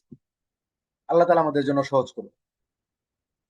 বড় বড় মাদ্রাসার ছাত্রদের সাথে কথা বললে যখন আমরা দেখি যে তাদের ভিতরে নাকামির যথেষ্ট উপকরণ রয়ে গেছে, তখন দিলের মধ্যে সদমা আসে, অত্যন্ত সদমা আসে, কষ্ট হয় যে আমরা কোন জামানায় বসবাস করতেছি। ছাত্রদেরকে সর্বোচ্চ উন্নত করার জন্য আমরা কোনো ফিকির করি না, ছাত্রকে তার নিজের জন্য উপকারী বানাই না, সমাজের জন্য উপকারী বানাই না। আমরা শুধু বুঝি কিতাব আসছে, গদ বাঁধা নিয়ম পড়বো, মুখস্থ করায় দিব, দাওরা হাদিস শেষ, চলো খেদমতের জন্য বের হয়ে যাও। না ভাই, এটুকু তো না, আমার তো দরকার ছিল তাকে সর্বোচ্চ দূরদর্শী এবং বিচক্ষণ করে গড়ে তুলে মাদ্রাসা থেকে বের করা। আমি দোয়া চাই আপনাদের কাছে, নিয়ত আছে, আমি যখন নিজস্বভাবে কিছু করার চেষ্টা থাকবে, বা এখনো যেভাবে শুরু করেছি, যে আমার ছাত্র যে থাকবে সে মাদ্রাসা থেকে বের হওয়ার পরে তার খেদমত নিয়ে চিন্তা করতে হবে না যে মাদ্রাসাতে খেদমত করতে হবে, বরং তাদেরকে আমি বলি তোমরা ফ্রি মাদ্রাসাতে খেদমত করবা।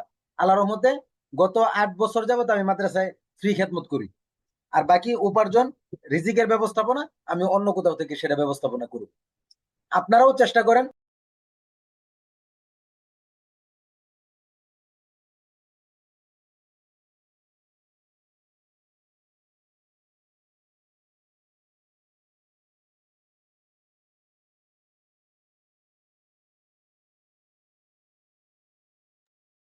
জি মোহতারাম উলামায়ে কেরাম, আমি আন্তরিকভাবে দুঃখিত। আমার নেট শেষ হয়ে গেছিল, এজন্য ডিসকানেক্টেড হয়ে গেছিলাম। আমি আবার এই নেট ইনস্ট্যান্ট আমি সংগ্রহ করলাম, আমি আবার যুক্ত হয়েছি। আপনাদেরকে বিরক্ত করছি, এজন্য ক্ষমা সুন্দর দৃষ্টিতে দেখবেন। আচ্ছা, তাহলে বলছিলাম তালিমের সাথে আমলের পাবন্ধ করা এটা আমাদের জন্য খুবই জরুরি। আমাদের আকাবির হয়েছেন তালিম মাল আমল, তালিম মাল আমল, ইলম মাল আমল, দুইটার এক সমন্বয় করা। যদি একটাকে ধরে আরেকটাকে ছেড়ে দেই, আসলে আমরা সফলতার চূড়ায় পৌঁছা কষ্ট হয়ে যাবে। সর্বদা ছাত্রদের জন্য দোয়া করা। ভাই এটা তো আমরা জীবন থেকে সেই কবে ভুলে গেছি আর ছেড়ে দিছি, এটার কোনো হিসাব নেই। আমরা মানে আমার মনে হয় যে ভুলেও আমাদের যদি ছাত্রদের জন্য দোয়া চলে আসে, আমরা ভুলে মোনাজাত শেষ করে দিই। ভাই ছাত্রদের জন্য এই দোয়া করে ফেলতেছি, এটা কিভাবে সম্ভব? অথচ আমাদের উচিত সার্বক্ষণিক ছাত্রদের জন্য দোয়া করা, যে আল্লাহ তুমি ছাত্রদেরকে আদবওয়ালা বানিয়ে দাও, আখলাকওয়ালা বানিয়ে দাও, আমলওয়ালা বানিয়ে দাও, তাদেরকে জামানার বাহরুল উলুম বানিয়ে দাও, তাদেরকে জামানার যে কোনো একটা কাজের জন্য তারে উত্তম পন্থায় ব্যবস্থাপনা করে দাও। এইভাবে ছাত্রদের জন্য প্রতিনিয়ত দোয়া করা। সে বেদব হইলে আদবওয়ালা বানিয়ে দাও, যেমন দরকার তাদেরকে কিতাব বুঝনেওয়ালা বানিয়ে দাও। বিভিন্ন ভাবে দোয়া করা এটা জরুরি। এবং বিশেষ করে এইটা অনেক বেশি জরুরি যে আল্লাহ আমার কোনো ভুলের কারণে ছাত্রদেরকে ইলম থেকে আপনি মাহরুম করেন না। আমরা তো আমি যেটা করি ক্লাসে গেলে প্রথমে ছাত্রদেরকে আমি একটা কথা বলি, যে প্রথমে 1 মিনিট দুরূদ শরীফ, ইস্তেগফার এবং হলো রব্বি জিদনি ইলমা, রব্বি ইশরাহলি এগুলো পড়ার পরে আল্লাহুম্মা আল্লিমনি মিনহুমা জাহিলতু ওয়া যাক্কিরনি মিনহুমা নাসিতু, এটা এটা পড়ে তারপর আমরা ক্লাস শুরু করি। আমাদের এক ভাই, আমি আসলে আপনার নামটা বলতে পারছি না, অপো CPH2819, ভাই আপনি যেহেতু হসপিটালে আছেন, আল্লাহ তাআলা আপনার আহ, সর্বোচ্চ সহযোগিতা করুন এবং আপনার সমস্যাকে দূরীভূত করে দিন। আপনি লিভ নিতে পারেন।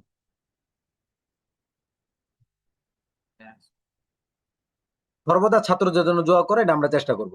আমাদের সমস্যা কি? আমাদের সমস্যা হলো যে ছাত্রদেরকে গালি দিই, ছাত্রদের বদনাম বলি। এগুলো আমার মধ্যে আছে কিনা দেখবেন। ছাত্রদেরকে আমরা গালি দিই, ছাত্রদের আমরা বদনাম বলি, একজন উস্তাদ আরেকজন উস্তাদের কাছে বদনাম বলি, তাআসসুবিয়াত পক্ষপাতিত্ব করি। আমার গ্রামের ছেলে কেন, তাকে আমার ভালো লাগে কেন, 1 নাম্বার ছাত্র কেন, এজন্য অন্যদেরকে দেখতে পারি না, তাকে আমি দেখি। ছাত্রদের মাঝে বেইনসাফি করি। আমরা একজনকে কম কম দেখি, আরেকজনকে একটু বেশি দেখি। একজনকে চুপে চুপে একটু মহব্বত করে, আরেকজনকে একটু কম করি। একটু কালা ধলা সুন্দর, উঁচা লম্বা, জেহানি, টাকা পয়সাওয়ালা, এগুলো আমাদের মধ্যে অনেক সময় বিভেদ তৈরি করে। এই ধরনের বেইনসাফি গুলো আমরা অনেকেই করে থাকি, আমি অনেককেই দেখেছি। শিক্ষক ছাত্র নিয়ে দলাদলি করি, যে ছাত্র একজন ছাত্র আমাকে মানে আরেকজন মানে না, কেন মানে না, এটা নিয়ে আমরা দলাদলি করি। শিক্ষকদেরকে নিয়ে দলাদলি করি। এগুলো নিতান্তই আহ, মানে মন্দ কাজ, এগুলো থেকে আমাদের বিরত থাকতে হবে। শিক্ষক একে অপরকে দেখতে পারি না। অমুক শিক্ষক কেন আমার চাহিদা মতো আমার চাহিদার কিতাবটা পড়াচ্ছে, এজন্য তাকে আমি দেখতে পারি না। দরস তাদরিসে অলসতা মুতাআলা না করা, ছাত্রদেরকে প্রশ্ন করার সুযোগ দেই না, কোনো অভিযোগ শুনে বিনা তাহকিকে বিচার করি, মন্দ বিশ্বাস মন্দ বলা তিরস্কার করা, মুখ ঘুরিয়ে নেয়, এগুলো আমাদের নিত্যদিনের অভ্যাস।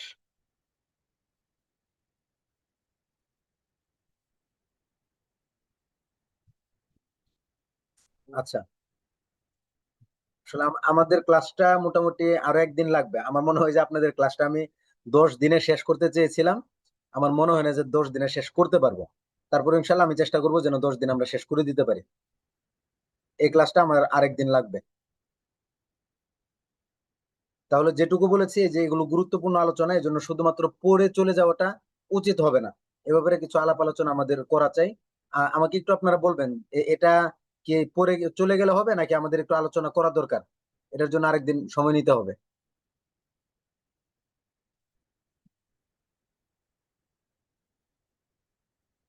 আচ্ছা, আমাদের এক ভাই বলেছেন আলাপ আলোচনা দরকার, তারপর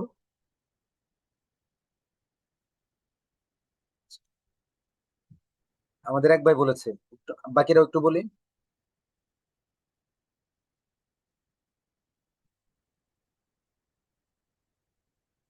আপনার আনমিউট আছে, আনমিউট করে কথা বলতে পারবেন, আপনারা কথা বলতে পারেন। হয়তো 1-2 মিনিটের মধ্যে আমরা আলোচনা না করলে আলোচনা হওয়া দরকার। আচ্ছা আচ্ছা, তাহলে আজকের দর্স আমরা এই পর্যন্তই রাখবো। আমরা আলোচনার জন্য আগামী আরেকটা দর্সে এটা শুরু করবো ইনশাল্লাহ। তাহলে আজকে আমি আপনাদের কাছ থেকে 1-2 মিনিট একটু অনুভূতিটা শুনে শুনে নিব যে আজকে যেটুকু ভাঙাচোরা আলাপ আলোচনা করেছি এটুকুতে আপনারা উপকৃত হয়েছেন কিনা বা হতে পেরেছেন কিনা, বা আপনাদের কোনো দুর্বলতা চিহ্নিত করতে পেরেছেন কিনা, আমাকে একটু অল্পতে বলে ফেললে ভালো হয়।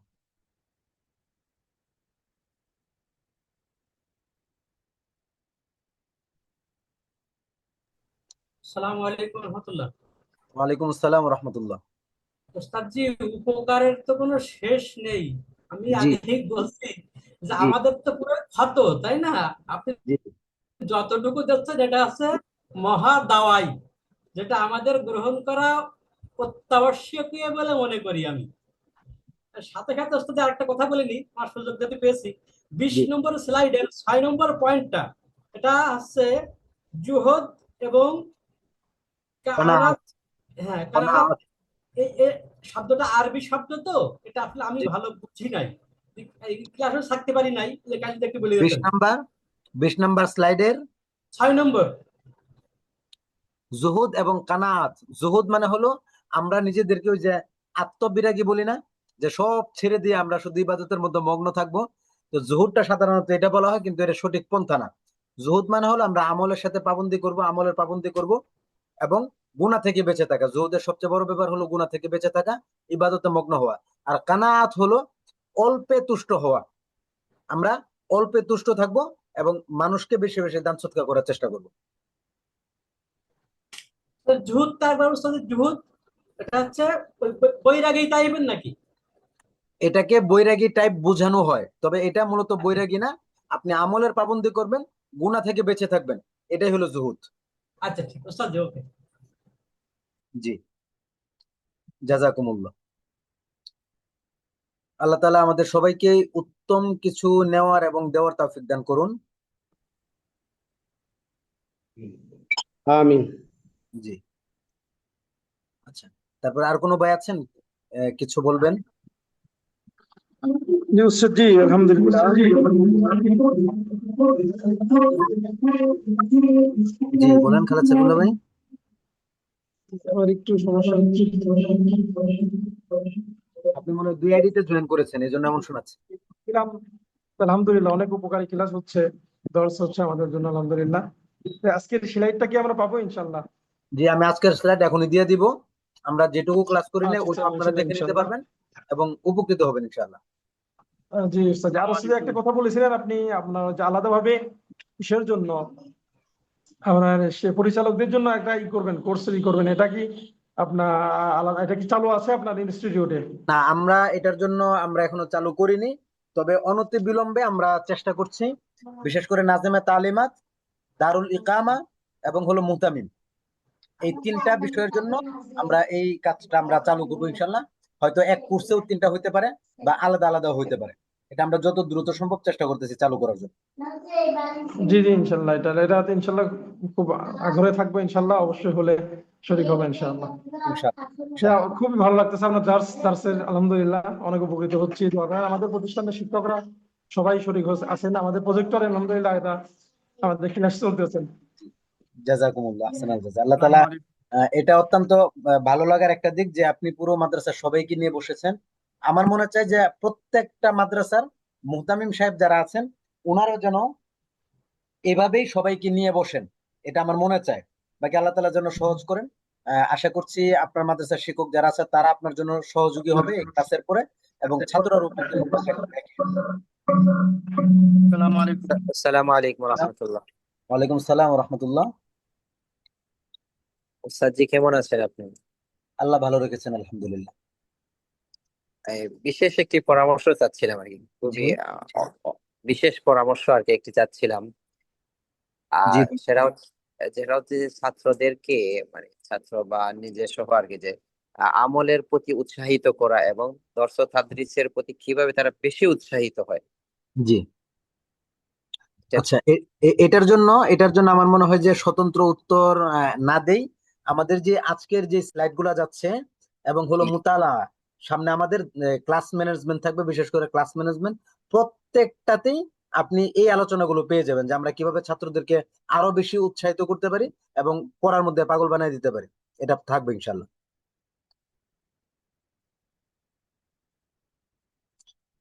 জি, আরিফুল আরিফুল হক ভাই হাত উঠিয়েছিলেন, মনে হয় কিছু বলবেন।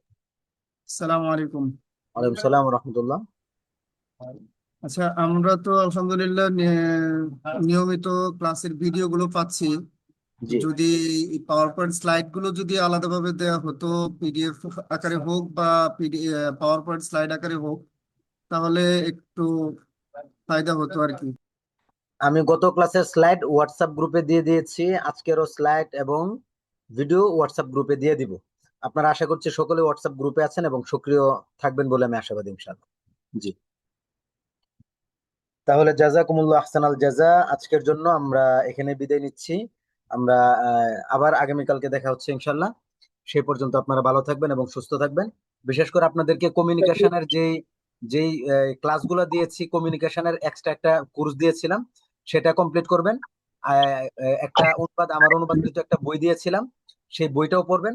আশা করছি ব্যক্তি জীবনে অনেক বেশি উপকৃত হবেন, অনেক বেশি উপকৃত হবেন, যেটা অন্য 10 জন থেকে আপনাকে এগিয়ে রাখবে ইনশাআল্লাহ। হোয়াটসঅ্যাপ গ্রুপে নেন, কিসের নামে, কি নামে আছে হোয়াটসঅ্যাপ গ্রুপটা? শিক্ষক প্রশিক্ষণ, শিক্ষক প্রশিক্ষণ। শিক্ষক প্রশিক্ষণ। আপনাদেরকে যে লিংক দিয়েছিলাম গ্রুপে যুক্ত করার সময়, ওটার মধ্যে লেখা আছে যে নিচের লিংকে ক্লিক করে হোয়াটসঅ্যাপে যুক্ত হন। আমি তো নেওয়াজ শরীফ ভাইয়ের থেকে লিঙ্ক নিছি, আমি সরাসরি লিঙ্ক নিতে পারি, নেওয়াজ শরীফের ভাইয়ের মাধ্যমে নিয়েছি। আমি আপনাকে আপনার মেসেঞ্জারে দেখবেন, আমি আমি খালেদ সাইফুল্লাহ অথবা এম খালেদ এই ধরনের একটা নাম থেকে আমি আপনাকে লিংক পাঠিয়েছি, দেখবেন। তাও যদি না হয়, ওই মেসেঞ্জারের মধ্যে সবার উপরে এটা পাবেন। জি, তাও যদি না হয়, আমাদের এই সাব্বির ভাইকে নক করবেন ইনশাআল্লাহ। জি, জাযাকুমুল্লাহ আহসানাল জাযা। আল্লাহ তাআলা আপনাদেরকে উত্তম জাযা দান করুন। আমাদের আগামী সময় পর্যন্ত, দেখা হওয়া পর্যন্ত আল্লাহ তাআলা আমাকে এবং আপনাকে সবাইকে সুস্থ রাখুন, সমস্ত বিপদ আপদ থেকে হেফাজত রাখুন। সুবহানাকাল্লাহুম্মা ওয়া বিহামদিকা আশহাদু আল্লা ইলাহা ইল্লা আনতা আস্তাগফিরুকা ওয়া আতুবু ইলাইক। আসসালামু আলাইকুম ওয়া রাহমাতুল্লাহি ওয়া বারাকাতুহু। ওয়ালাইকুম আসসালাম ওয়া রাহমাতুল্লাহি ওয়া বারাকাতুহু।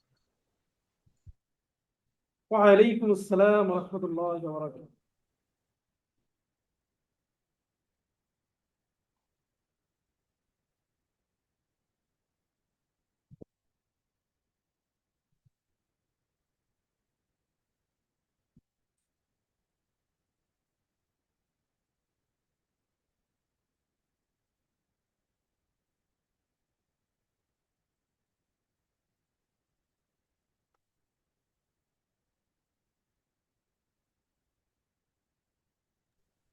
আসসালামু